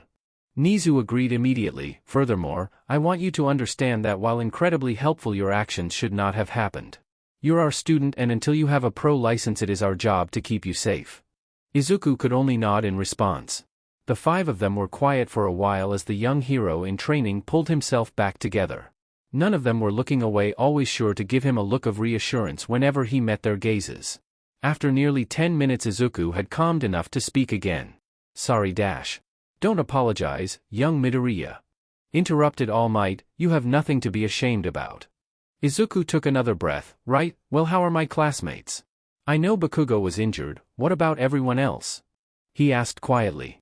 Aizawa sighed, mostly bruises and cuts, nothing recovery girl couldn't fix up. Bakugo was the most injured due to his actions of fighting far more villains than anyone else. He and Kirishima took out nearly 24 in the zone they were dropped in, then fought off villains from the flood zone and assisted in the conflagration zone. He really stepped up. Bakugo? Thought Izuku in bewilderment. Wow. He muttered. Sounds like him actually, he was always willing to fight anyone who stood against him. Aizawa grunted in annoyance, both of you fought way past your limits. Thankfully there weren't any villains like Nomu or Shigaraki among the villains throughout the USJ, otherwise this would have been a true tragedy. He said softly, more to himself than Izuku. Izuku took another deep breath. I know I shouldn't worry about it anymore, but I really do have some theories about the Nomu. Aizawa sighed and finally let go of his shoulder. Let's hear it then, also please break down the lethal techniques if you can. You aren't in trouble, but as your teachers we want to know what you went through. The only lethal techniques I had to use was cleave, which is a slashing technique that can cut anything. Second is atomic force punch, which is using the momentum from a punch and sending that force directly to the atom's surrounding point of contact. Since I can't move something over my weight limit, it delivers a large amount of force on an atomic level. Explained Izuku, and the weight of his actions now that he was calmer made him realize that he really tried to kill someone, and it unsettled him. Even if the Nomu was likely brain dead anyway. He didn't notice the surprised and frankly impressed looks directed at him as he stared at his hands. He continued, the Nomu had regeneration, sorta. He said, getting everyone's attention again. But I specifically destroyed the brain. Which means that it isn't healing to my understanding, as healing and regen quirks stem from the brain. So, I believe that the Nomu was reversing the damage or undoing it in some way. If I could scan it or do some tests, I can really tell you, but based on its capabilities we're either not going to see another one for a long time as they recreate it, or they won't be to this one's level if we encounter more of them soon. Fortunately, I was able to break down its limited mental capabilities mid-fight, which is why I focused on Kurogyri. One is that it can only receive simple orders, for example kill All Might. It would then try to do that. But after a few minutes it would reset and need the order again. Or if its head were injured then it would also need the order again. So, I knew that if Kurogyri couldn't catch it when it was blasted away then it should be harmless on its own, as it didn't attack me when I destroyed its head until Shigaraki reordered it. Izuku laid back, that's all I could work out for sure. If I had more time with it or had a good scan of it during the battle, I could tell you more. Nizu looked thrilled to hear his thoughts while All Might looked stunned. Tsukachi was taking notes so he could relay this info to others in case more Nomu popped up. Again, with the bandages in the way, Izuku couldn't tell what Aizawa was thinking. Wow, young Midoriya, you certainly pulled more insight from that battle than I did. All Might said with a shake of his head. Nizu nodded, indeed you did. With this information we can tackle the coming threat sooner than expected. Crime labs usually take a few weeks to give concrete information. That being said, your part in this is done. Izuku agreed with that, understood. To be honest, I could use a break. This is the third villain encounter this week for me. He said with a slight laugh. Exactly, interjected Aizawa, so rest up and head home. Your mother was already notified that you were awake and should be on her way. We'll see you in class on Monday. We gave everyone Thursday and Friday off. Parting words were said between the heroes. Tsukachi got a more in-depth report from Izuku, and after a while he was allowed to rest alone and wait for his mother. I didn't think I was that affected by the fight. He thought to himself, but I just couldn't do anything. Attacks that should kill anyone weren't enough. Even All Might would die to cleave. The fear of a monster that could just survive against his worst attacks and the thought of an organization like the League of Villains being able to make more. It was enough to overwhelm him for a moment there. All Might told him that they were able to take Kurojirai into custody but not before he warped Shigaraki away. Izuku had tried to get more information but none of the heroes or Tsukachi would budge on giving him more information than that. Luckily Kurojirai, who in Izuku's mind was the more troublesome foe, was taken into custody. Warp quirks were very rare and versatile ones like the villain had were even more rare than that. So that was a positive. Ugh, he was too tired to think anymore. He'll sleep till his mom gets here. Izuku, in nearly 10 years, hadn't been where he was right now. When he was younger, he wasn't the most popular kid in school. He was smart and a hero nerd with a seemingly mediocre quirk, so there wasn't a line to be friends with him. He met people and he wasn't treated badly, but he just didn't have an abundance of friends, especially the one whose house he was currently at. Bakugo Katsuki, he and Izuku were close when they were young and up until Bakugo got his quirk were friends. Afterwards when Izuku got his they drifted. Izuku's weak telekinesis wasn't up to par with explosion, so Bakugo didn't have time for Izuku the extra. That being said, Izuku will be a hero one day, one that saves people with a smile like his idol All Might. So, he couldn't ignore someone he'd known his entire life after hearing that he was injured in the USJ yesterday. That didn't mean he wasn't nervous about knocking on the Bakugo residence front door. Oh well. Knocking a few times, he heard shouting before the door swung open. Which let Izuku find out that Bakugo Mitsuki was still very beautiful even after a decade of time. She gasped, Izuku. He was pulled into a hug that was quite tight. It's been so long. I just spoke with your mother about you. Come in. He was led inside before he could get a word in. Katsuki. Get down here. She shouted toward the hallway. Here, sit at the table, I'll get you a drink. With that she was gone. Izuku nodded slowly and let out a sigh. This family was as hectic as he remembered. It was clear that Bakugo got quite a bit from his mother, like her loudness. Hell are you doing here? Izuku turned to see a slightly bandaged Katsuki standing in the hallway glaring at him. I wanted to check up on you to see how you were. Recovery girl said that besides me you were the only one that was injured. Explained Izuku. A grunt was Bakugo's response before Mitsuki re-entered with a couple of drinks. Sit down, brat. She shouted at him, don't be rude to someone you've known since diapers. Izuku chuckled at the angry stomps that led Bakugo to the chair opposite him. I can fix you up if you want? Asked Izuku while gesturing to Bakugo's bandages. It wouldn't take too long. Bakugo glared at him, if you think I need dash. Katsuki! Shouted Mitsuki. Help from you, you damn nerd, then you're dumber than I thought. He finished before glaring at his mother. Izuku closed his eyes and, just to spite Bakugo, proceeded to completely heal him. It was quite easy, most of the damage was on the mend already thanks to Recovery Girl. Well, I'm done healing you anyway. Izuku said with a smile. Mitsuki looked over at him, what do you mean? You didn't do anything but close your eyes for a minute. They nerd lied about his quirk this entire time. Growled Katsuki while glaring at Izuku. I won't thank you. He said as he took off his bandages and flexed his arms. Izuku ignored Katsuki, fighting a grin at his full range of motion being returned to him. He turned to Mitsuki.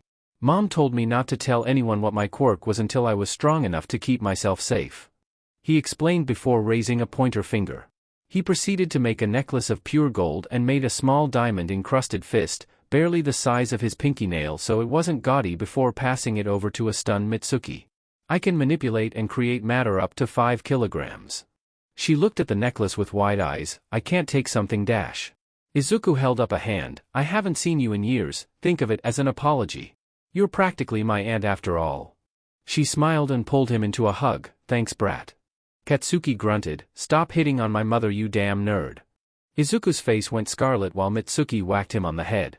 After recovering from his embarrassment, he turned back to Katsuki with a serious look. I don't know what you've heard about the attack in the plaza, but it was almost a tragedy. He started getting a worried look from Mitsuki and narrowed eyes from Katsuki. The villain, Nomu, was an artificial human made with several quirks. Izuku looked down with a glare at the table. I tried very hard to kill it. He admitted to the surprise of both of them. Katsuki frowned. Must have been bad for someone like you to go that far. You've always been a softie. How did you kill it? Izuku looked at him. I couldn't. What? Katsuki asked in shock. Mitsuki looked between them in worry and confusion. I don't understand, why is that a shock?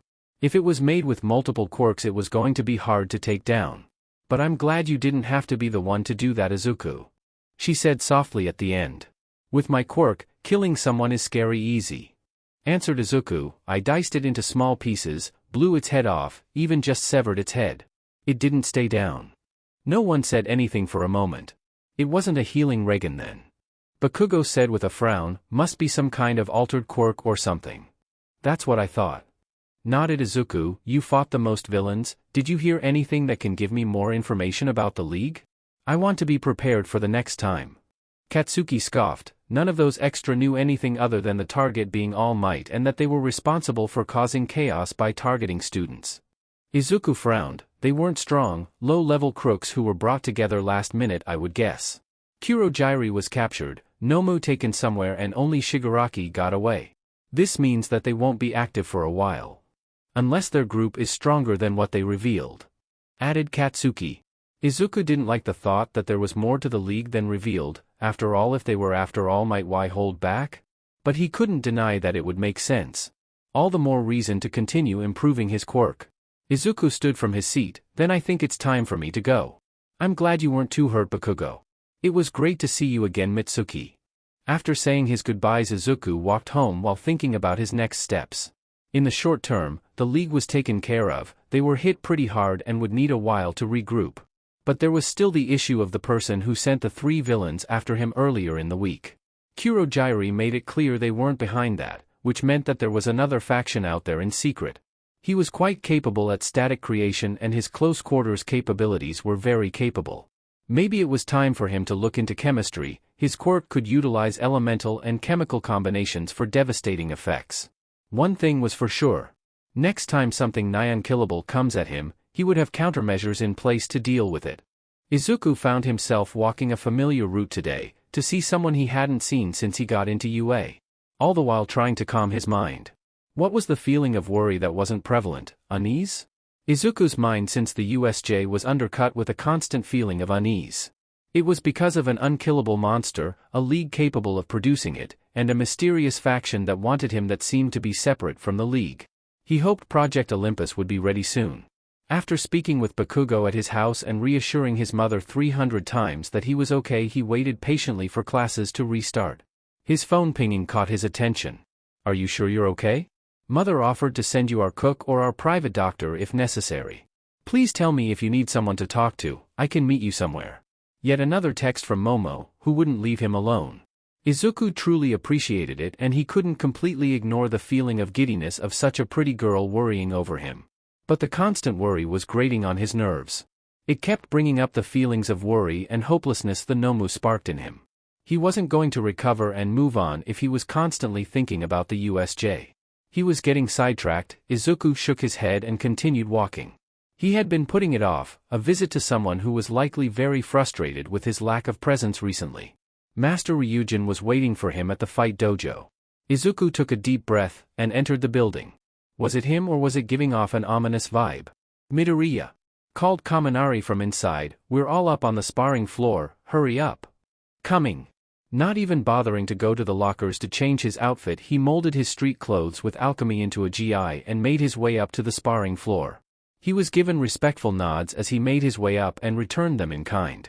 He may have a terrible win-loss record, but no one could ignore his drive to improve while constantly getting his ass kicked every day. He had managed to calm himself down while climbing the stairs, but that all went out of the way when he noticed Master Ryujin standing in the center of the room with his arms crossed and narrowed eyes. "Midoriya," he called with a huff, "you've neglected to return since you began at UA. I expected attendance to drop, but even the slacker here has shown several times," he said while throwing his head towards Kaminari. "Slacker. Dash." Ryujin sent a look at Kaminari, silencing him, then continued, "Then I hear about your quirk from a colleague and confirm it with Sparky. Then there is the villain attack on the news, then the one at the USJ." He sighed tiredly, "I know you're stressed, but I found the best way to work through stress is to fight. That's why I was upset you hadn't shown up." Izuku frowned, "I thought not fighting would help, you know. Get my mind right?" This was going against what his mother and recovery girls said. Laughed Ryujin, "For some people, normal people, sure. But you're too smart for something like that. You're an overthinker. Just look at how you've trained yourself. You spent years studying to enhance yourself rather than work on your quirk. Look at how far you've come when you focus on it." Izuku had to concede that, he supposed. Instead of diving deep into his quirk's applications over the years, he did hyper-focus on his enhancements. He could be halfway through the periodic table by now. Oh well.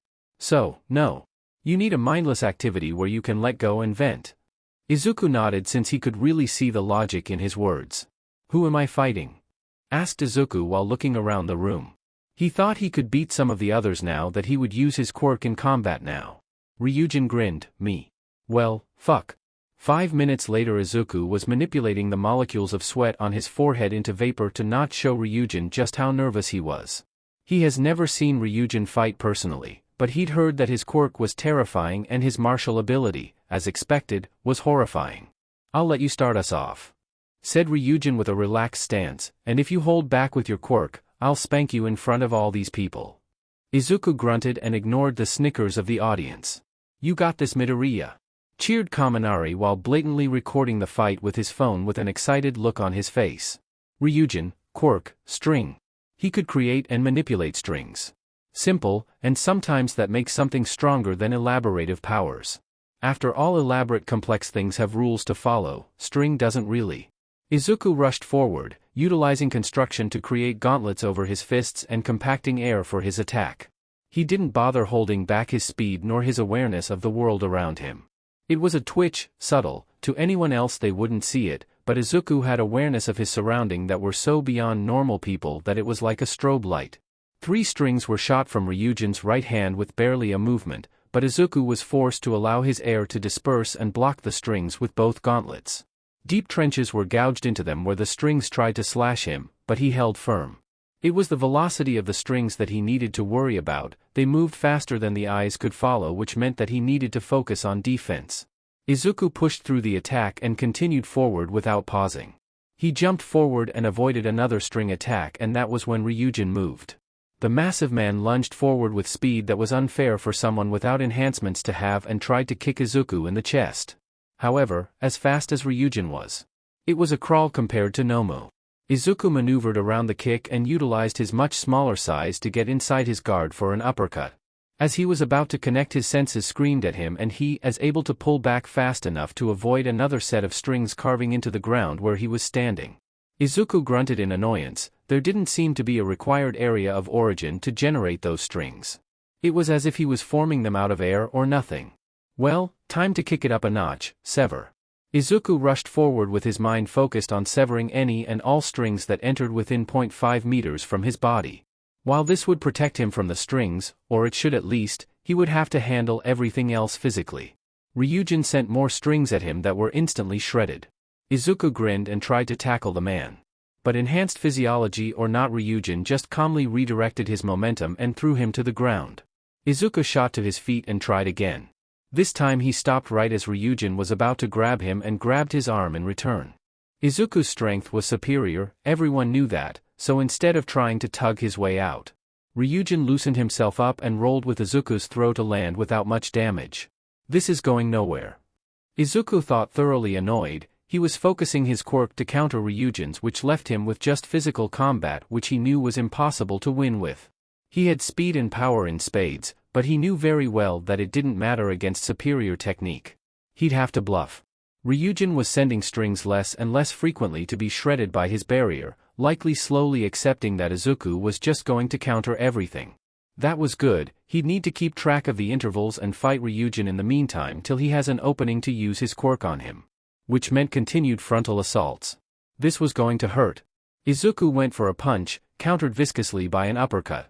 A tackle, redirected to the floor and elbow dropped. Which was a crowd pleaser if the cheers were any indication. A kick, he was caught and thrown into the wall. No matter what he did, Izuku was being torn apart by Ryujin. However, during the beatdown he was keeping track of the strings, which had become nearly non-existent in the past minute. Izuku kept up the barrier for one more clash before taking a note out of Momo's book. Closing his fists, he used alchemy to change some pieces of clothes into dozens of small rubber pellets, then super compacted air into the same closed fist, then repeating it in his other hand.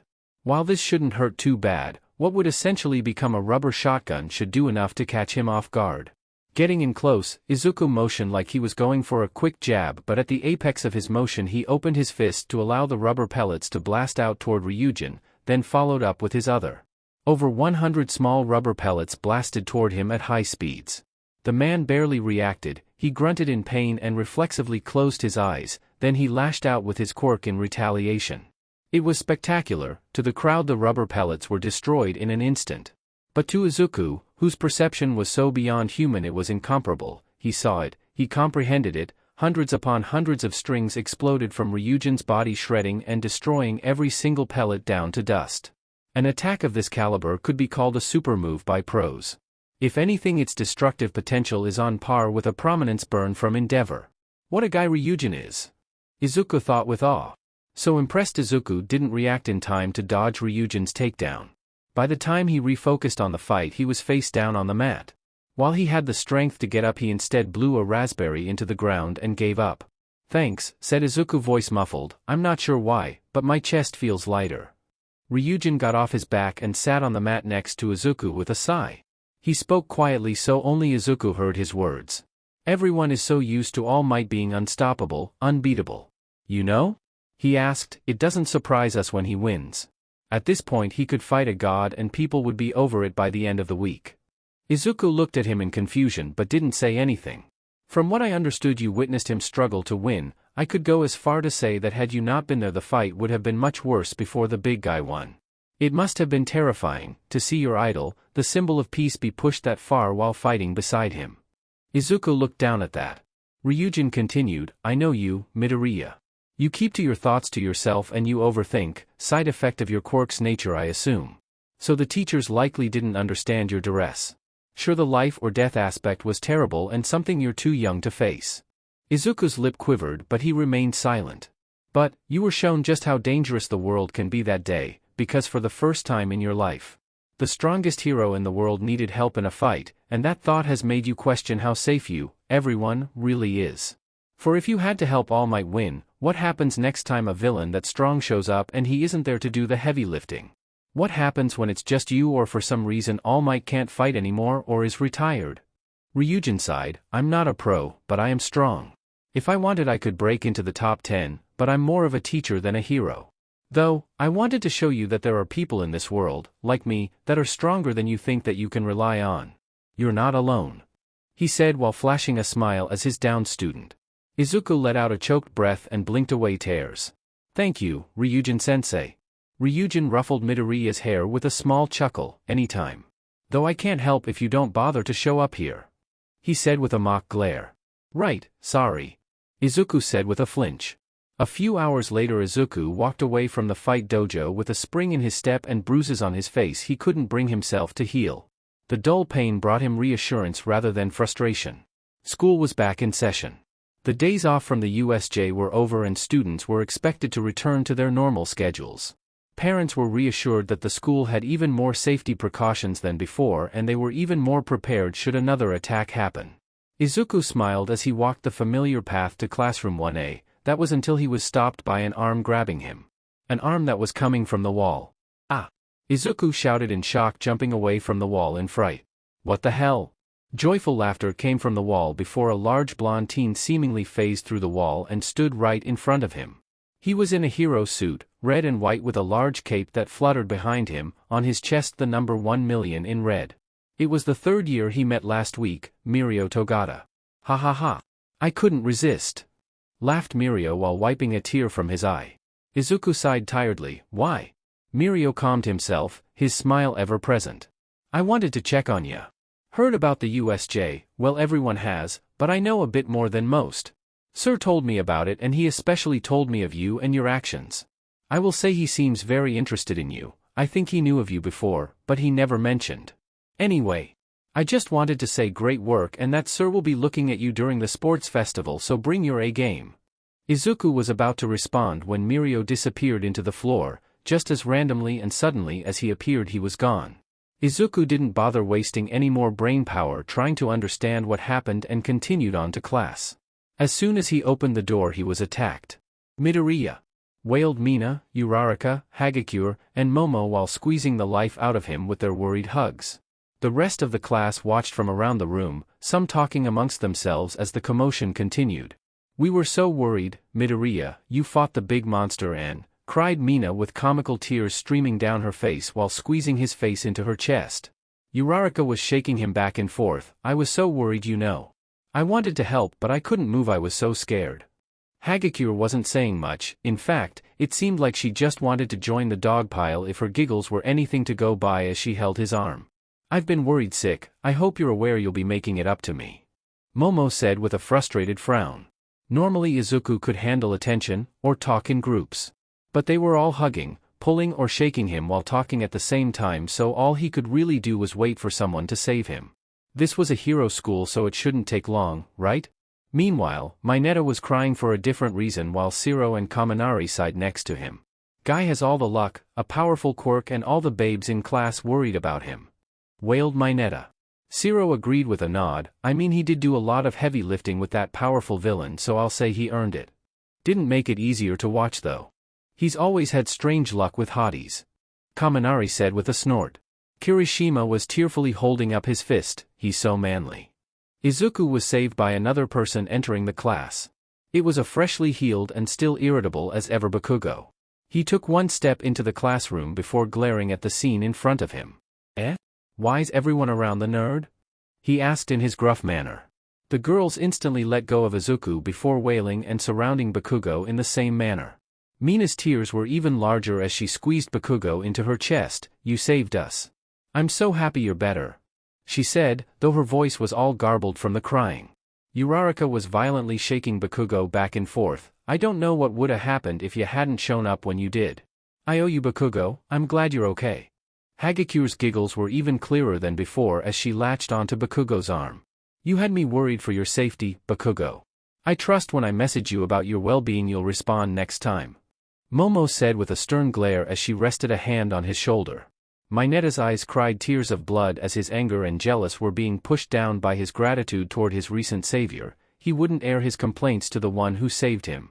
Though it didn't mean he liked seeing others live out his dream. I get it, but it feels bad that a jerk like him gets that kind of attention. Grumbled Shiro while scratching his head. Kaminari sighed. The guy stepped up at the USJ, we'd have all been in trouble without him.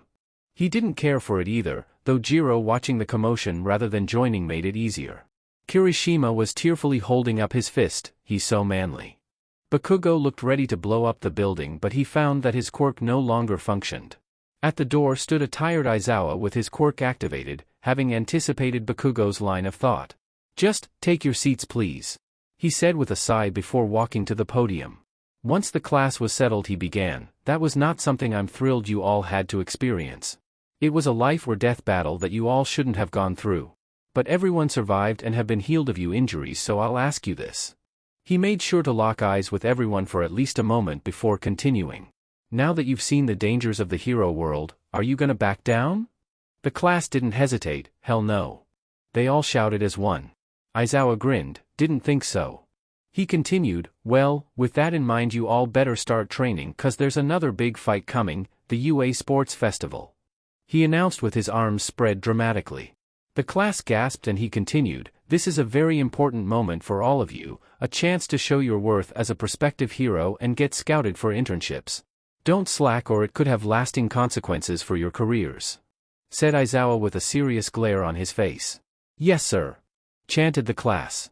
The sports festival was a bit over 2 weeks away and the class trained either in groups or individually. Izuku actually worked with some of them on their techniques and quirks to assist them bring out more of their quirk's potential while he worked on his own quirk and combo moves after school. It wasn't long but the day of the sports festival was upon them and Izuku felt he was ready to rock the competition. Meanwhile in another part of Japan, 2 individuals sat in a dimly lit bar in front of several monitors, none of which had their cameras on. One had hands covering his body and sat at the bar in front of the monitors, while the other was sitting in a booth in the corner ignoring everything in the room while drinking from a glass. I see, so Nomu was captured after its defeat at the hands of All Might. Yes, sensei. Confirmed Shigaraki quietly, Kurojairi was captured as well. A different monitor spoke up, that's no matter, Subject Dark Cloud had many failsafes, it'll be returned in due time. The person spoke in a lazed tone. I trust my investments are going to pay off, despite this rather unfortunate setback. Asked the third monitor. The first monitor responded, but of course, I don't promise things I can't deliver. Though if you send your forces after him then having mine bring him to you seems rather counterintuitive. Something that which successful businessmen understand is the usefulness of redundancy. The third voice said, what of the next phases of your plan? You've yet to fill me in on them. First, spoke Shigaraki before any of the monitors could answer, I retrieve Kurojairi, then I rip and shred everything All Might has built until only dust remains.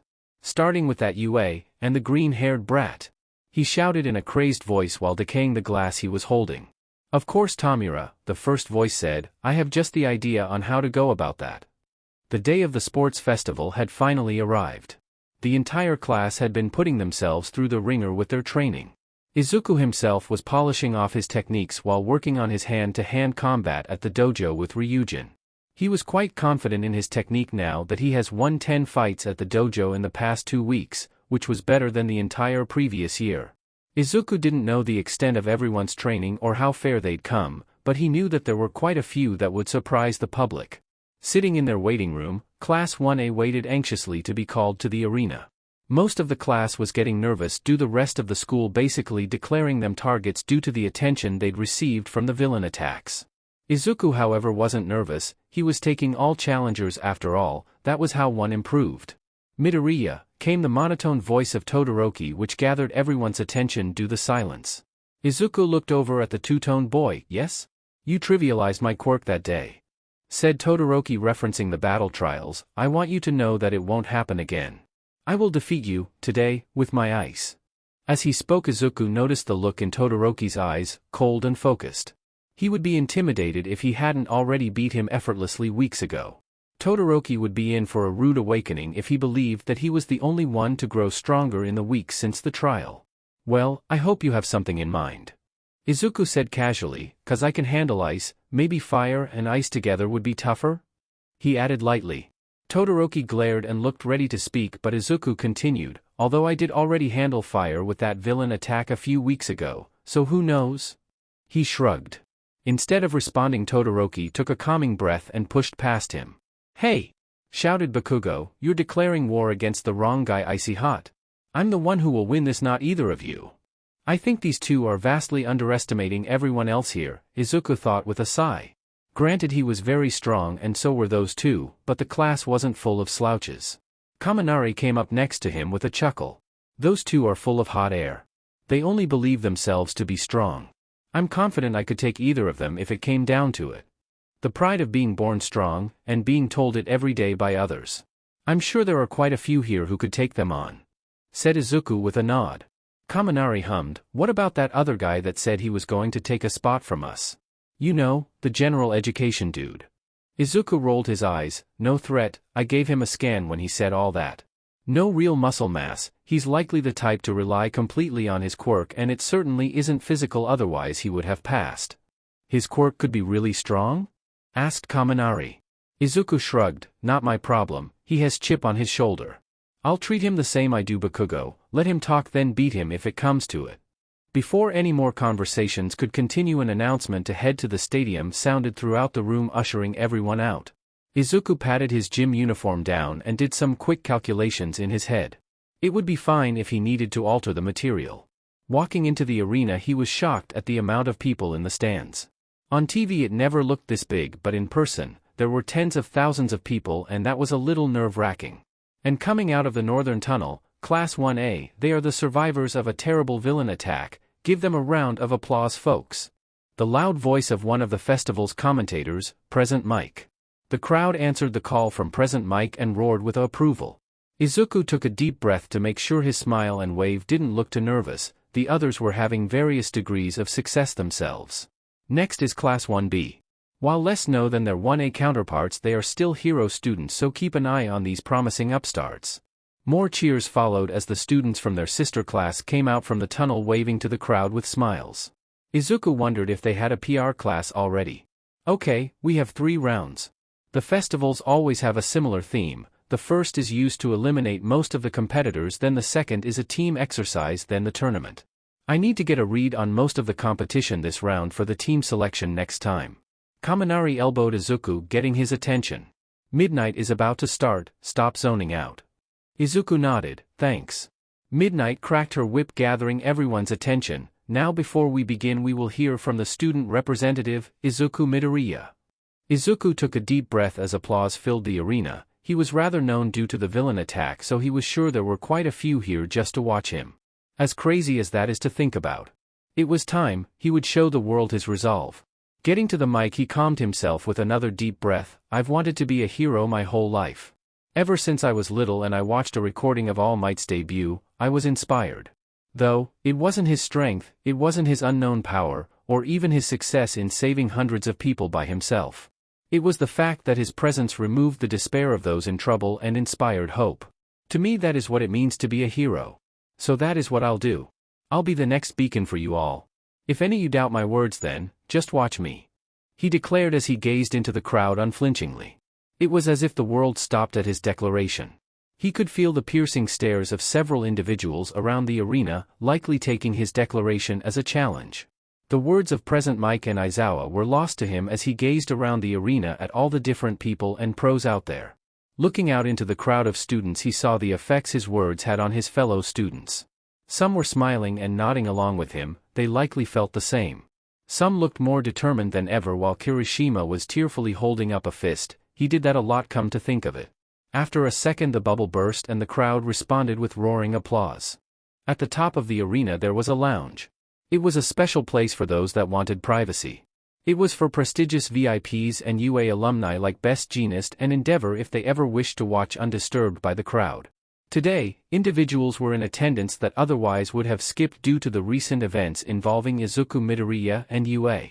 They had varying reactions to Izuku's speech. A blonde woman had a sharp smile on her face. She wore a red sleeveless dress, though most prominent was a silver dragon claw covering the right side of her face. Pro Hero Rank 10 Ryukyu hummed at the words of Izuku Midoriya as she laid her head on her perfectly manicured hand. A man in ninja attire with his hair in a unique pointy shape sat silently in the corner with shadows hiding his expression. But his fists clenched at the boy's words in agreement. He's Pro Hero Rank 5 Edshot. Whoa! I love it. I love it. Ha ha ha ha ha, what spunk. I knew it would be worth coming. Ever since that video of him taking on those villains I knew he'd be interesting. Roared a woman in a tight white leotard with a massive grin. She had tanned skin, long white hair, a bunny tail and rabbit ears. She's Pro Hero Rank 6 Maruko. I bet he kicks your son's ass matchstick. Haha. A massive man in a blue and red hero suit with large flames burning around his neck, hair and face growled at her words. He's Pro Hero Rank 2 Endeavor. Quiet, you obnoxious woman. His face, while lightly irritated, revealed very little of his thoughts. Next to him a woman with white hair and a soft smile watched the speech, though she had eyes for only one person in the sea of students. She laid a calming hand on Endeavor's arm, getting him to lean back with frown directed at the rabbit hero.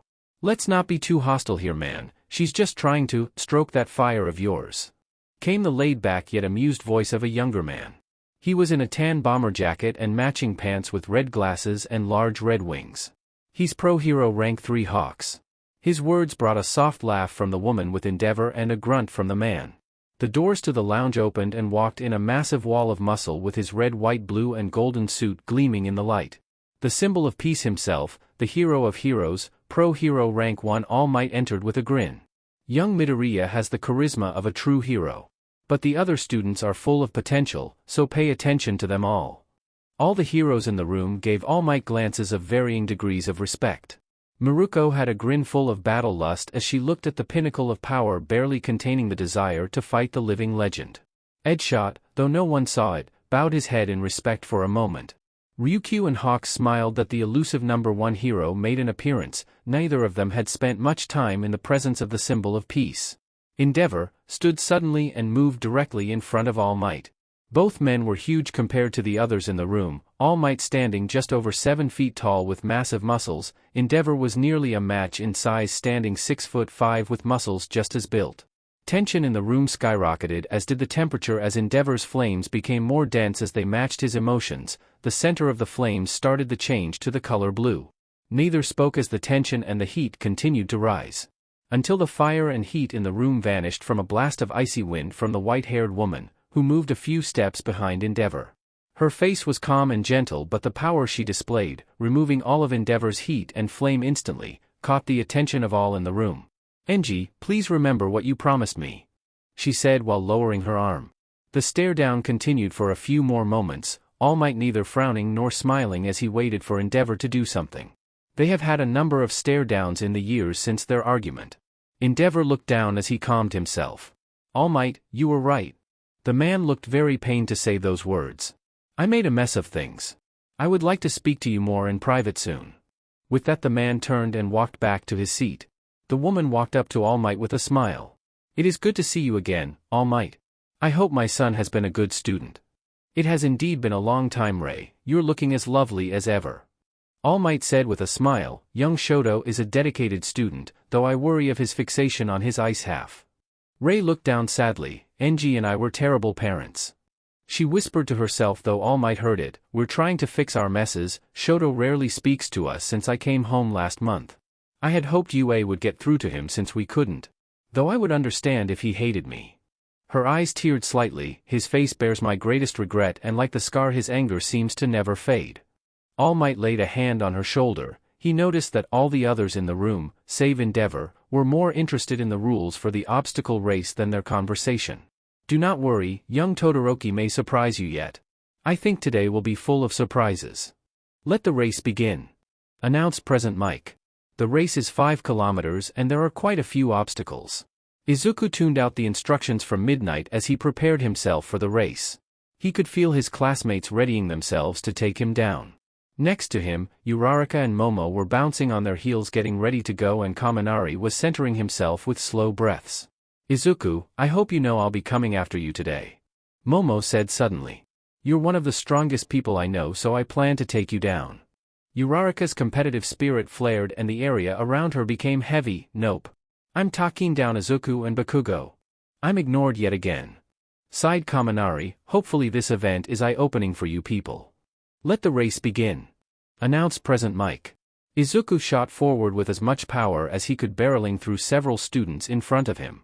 His awareness of the area around him allowed him to respond to the incoming wave of ice immediately, just like at the trial, though he only made the anti-ice barrier 5 millimeters from his body so no one else would benefit from his actions. This allowed him to quickly make it to the front of the crowd and escape the starting tunnel. Bakugo slammed down next to him with an explosion and Izuku turned around to face him, both still moving forward as they stared each other down. Todoroki arrived in a wave of ice, causing the three of them to glare at each other. "There it is, folks, the top students of 1A staring each other down," announced President Mike with excitement. "I wonder about that." Aizawa followed up in his monotone voice. Before the three of them could begin, all of them were slammed into several times by high-speed punches that none of them could react to, taking them off their feet. Izuku grunted to himself. He was too focused on his anti-ice barrier that his awareness didn't tell him about the incoming attacks. The three looked over to see who took them down. Kaminari, sparking with golden arcs of lightning, appeared on the other side of the three of them. not even facing them as he was about to speed on to continue the race. "Allow me to pass through for a sec," he said before pushing off again. Izuku was the first to react and follow after him, but both Bakugo and Todoroki were right behind him. Izuku created several points from his body that were blasting dense streams of air to propel him even quicker alongside his impressive speed. Bakugo shot off the ground with rapid-fire explosions to propel him through the air at incredible speeds. Meanwhile, Todoroki created a massive pillar of ice to move forward as fast as he could. Izuku took the time to look at the competition. He noticed that Momo was flying behind them with rocket boots, weaving in and out of the crowd as she was staying relatively low to the ground while quickly catching up the front. Tokoyami was literally flying in the air with dark shadow. It was actually quite impressive. Uraraka was moving at speeds that were leagues above where she was on their first day. Ida was blitzing through the crowd with ease, his movements far more fluid and confident than before. Izuku would have continued to admire the competition if massive zero-pointer robots didn't appear in front of him. He noticed that Kaminari had just finished dashing past them after giving a robot a quick jolt to pass through without issue. Seems there are quite a few standouts. How will the rest respond to this robo-combo? Present Mike shouted with a grin. "With excessive force, I'm sure," responded Aizawa.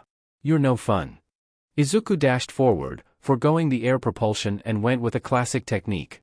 Utilizing construction to manipulate the building blocks of the universe, he created a gleaming custom blade similar to the one he used for the entrance exam. Nearing the robot, he grinned and added another layer to his sword, something he was confident few if anyone could replicate without a quirk. Since his sword was constructed perfectly at an atomic level, he was able to play with it a bit. With his quirk, he started to vibrate the blade at an extremely high frequency. The robot lurched forward to smash him, but Izuku jumped to meet the attack with his sword. With as much strength as he could muster, he swung his blade vertically from top to bottom. The arm coming at him was perfectly bisected, and the robot behind it was too. There was even a gorge about 20 centimeters deep cut into the ground behind the zero-pointer for a few meters. The crowd roared alongside Present Mike, and he turned to see that several of the other zero-pointers were being taken out by his classmates. Bakugo turned into a spinning top and literally smashed through it with a violent explosion. Todoroki froze his solid and kept running. Momo created a set of mini-missiles from a shoulder-mounted launcher thing that blew hers up. Uraraka punched hers into the wall and it crashed with a crater. He guessed she removed its gravity, punched it, then added the gravity back as it flew, but he wasn't completely sure. Izuku shook himself out of his observations and continued on to catch up to Kaminari. He was only about 60 meters ahead, but enough that Izuku needed to push himself to catch up. In the lounge above the stadium, the top heroes in the country watched with excited gazes. Ed Shot was actually standing near one of the windows watching with rapt attention. "Capable, fast, précise," he said while staring intently at Kaminari. "That one will be in the top 10 without question." "That's high praise for a shinobi to give," mused Ryukyu as she peered down at the students. "My darling Nijire told me there were potential jewels in this year, but I too am surprised. I could beat him, her too. That would be interesting, not too weak, too situational," said Miruko as she went through each of the students in the race one by one. "Hey Matchstick. Your kid is good but way too stiff and boring. I like the blonde with the attitude, he's got spunk." "Obnoxious woman," grunted Endeavor to himself. "Meh, this part is always lame." Hawk said while sipping on a soda, "I'll say that I'm not unimpressed with some of them. Midoriya's quirk is interesting. Just what is it, All Might?" The rest of the heroes glanced at the man to hear his answer. All Might didn't look away from the race as he answered, "It's not quite a secret, but he doesn't go around sharing it. I'll say you should be able to figure it out if you keep watching. Seems you influenced more than his desire to inspire others but to also keep his quirk a secret," said Rei as she continued to watch Shoto run through the course. "Is it dangerous information?" "Could be, I imagine, and young Midoriya agrees that he was attacked because of his quirk," answered All Might. The heroes turned back to the event now that the conversation died back down. With the zero-pointers behind them, they approached obstacle number 2, a huge pit with platforms spaced out far enough that it would be difficult for someone without a quirk's help to jump to. Thankfully there were ropes going from each one to allow people to cross. Kaminari, who was still in the front of the race, was running without his lightning enhancements. Izuku assumed that it was quite taxing, otherwise with the speed he showed at the beginning he would have won already. With his built-in enhancements, Izuku was able to easily jump from one platform to another. Towards the middle of the pit on a platform he was interrupted from continuing by a pink-haired woman swinging down next to him. She was in a tank top and the gym pants. Her standout features were her pink dreadlocks and large goggles. The tank top also made other features stand out as well. Not to mention the various forms of equipment surrounding her body. "Heya!" she shouted before jumping right off the edge with a huge grin. Izuku reached forward to catch the insane girl before she pulled out a grapple gun thing and shot herself over to the next platform. Shaking himself out of his thoughts, he noticed that he was being passed by several other students. He refocused and continued on, this time adding in his air propulsion and making a cone around the front of his body to highly reduce wind resistance. It didn't take long for him to overtake Crazy Girl and the rest that snuck by in his stupor. Matter of fact, he was catching up to Kaminari, who was slowing down as he reached the third obstacle. "What's wrong?" Izuku shouted as he barreled past him without hesitation. Then he noticed the sign reading minefield and skidded to a stop. He deactivated his air and resistance cone and stretched his awareness to find all the mines in front of him. It would be tough as there didn't seem to be a set pattern of placement, but he could feel all of the mines in front of him and he started moving forward. Kaminari decided to follow behind him as he was making a safe path through the mines. Unfortunately, they were being gained on by students that didn't have to worry about stepping foot on the ground. Momo and Uraraka were in the air and gaining on them. Bakugo was right on their tail as well. Izuku huffed and pushed off as fast as he could. He did his best, but he was still hit by a few mines. Thankfully his speed allowed him to be hit from behind and his durability made it so he didn't get knocked off his feet. The tunnel neared and Izuku knew that if Kaminari was going to make a move for first, it would be now. Before the lightning rod could blitz him, Ida showed himself and attacked them with a flying kick. Both barely managed to dodge by ducking and they didn't hesitate to respond. Kaminari responded with a lightning blitz, stunning both of them for a moment, and Izuku changed the ground beneath their feet to sand rapidly, which caused both to trip up. He followed up by making a massive amount of water above them, then freezing it, making them have to roll to avoid the large chunks of ice. Todoroki arrived and froze the entire ground, and Bakugo immediately made his presence known by turning the entire back half of the field into a crater with his arrival. Then it became a five-way brawl. Izuku was weaving around pillars of ice and Ida kicks. Kaminari was blitzing through explosions and shocking whoever he hit. Todoroki was changing the environment with large-scale ice attacks that Bakugo would annihilate with his explosions. They were interrupted by the arrival of Momo, who sent a volley of mini-missiles that carpet-bombed the area. Thankfully they were far less potent than the ones she used to blow up the zero-pointer, so no one was critically hurt. Uraraka showed up through the smoke and punched Bakugo right in the stomach. He lurched forward before falling to the ground, causing a large crater. He coughed painfully before Uraraka turned away and his body relaxed. "You can increase gravity too?" Izuku asked, shocked now understanding what she was doing. Uraraka giggled, "Yep. New trick Aizawa-sensei helped me with," she shouted, very pleased, before bouncing forward trying to win. She was stopped by Todoroki, who froze her into a dome, though he was kicked onto his back by Ida, coming in with a double drop kick, who then turned to a runner stance and blasted toward the tunnel to take first for himself. Izuku made to stop him, but Kaminari beat him to it and unleashed a devastating punch to Ida's face that threw him towards Momo, who maneuvered out of the way with her rocket boots. As she made to fly over them, Izuku reached out and with his quirk shredded the internal components of her boots, causing her to fall to the ground. The ice dome shattered and Bakugo roared in anger as he cupped a hand in front of his other palm.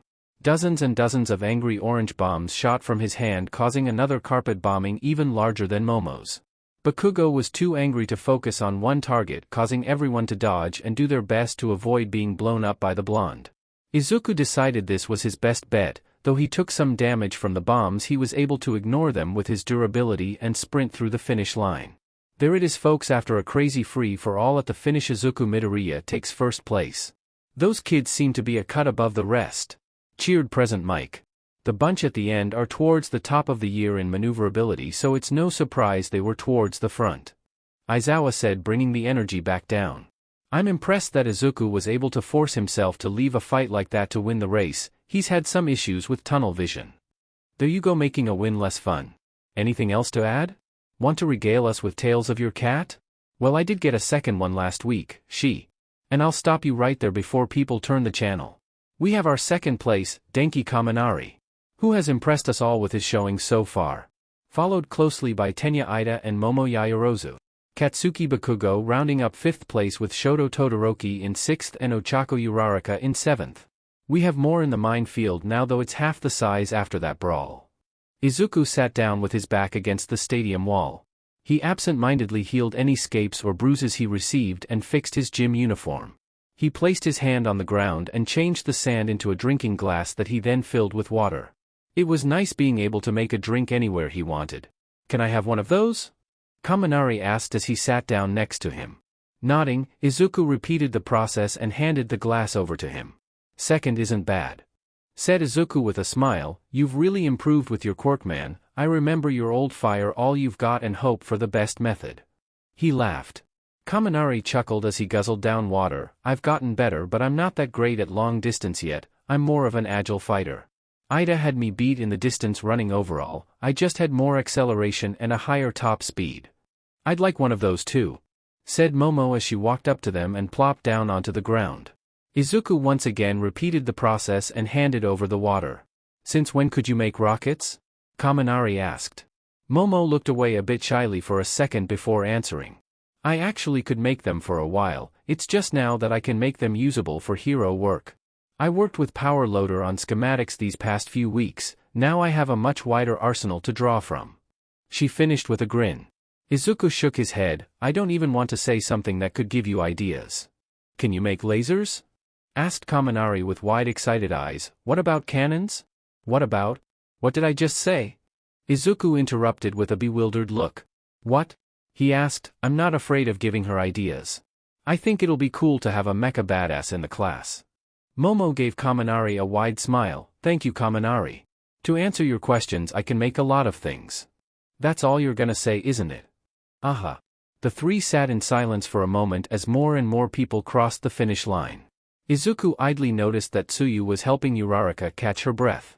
New quirk facets were tiring, he knew that. This must have been the first time she really pushed it. Bakugo was glaring at the wall while Todoroki was steaming, literally steaming off to the side. Izuku wasn't sure what was up with that. "All right, now that brawl at the end was a nice appetizer," Miruko said with a grin. "I can't wait till the finals. Sparky and Ingenium Jr. are quite fast." Endeavor gazed at his steaming son with a small frown. He is going to need his fire if he wants to beat his classmates, he muttered lowly. Ray nodded. He isn't dumb, Enji, he knows that his ice alone won't be enough. He is just so angry that he... She trailed off, forcing back her tears of frustration. Ryukyu sipped on a glass of wine with a smirk. "Those girls have potential. I want them," she said as she turned her gaze from Momo to Uraraka. "None of you send them offers." Her tone was firm and sounded as if she was ready to battle for her claim. "Easy there," said Hawks with a raised hand while the other was holding a batch of fries. "No one's gonna poach your little prospects." Miruko snorted. "I don't do internships, I'm just here to enjoy the show," she said while crunching on a large carrot. Edgeshot didn't say anything, but he was impressed with the showing, particularly from two students. One needed some work, the other needed experience, and both needed better conditioning.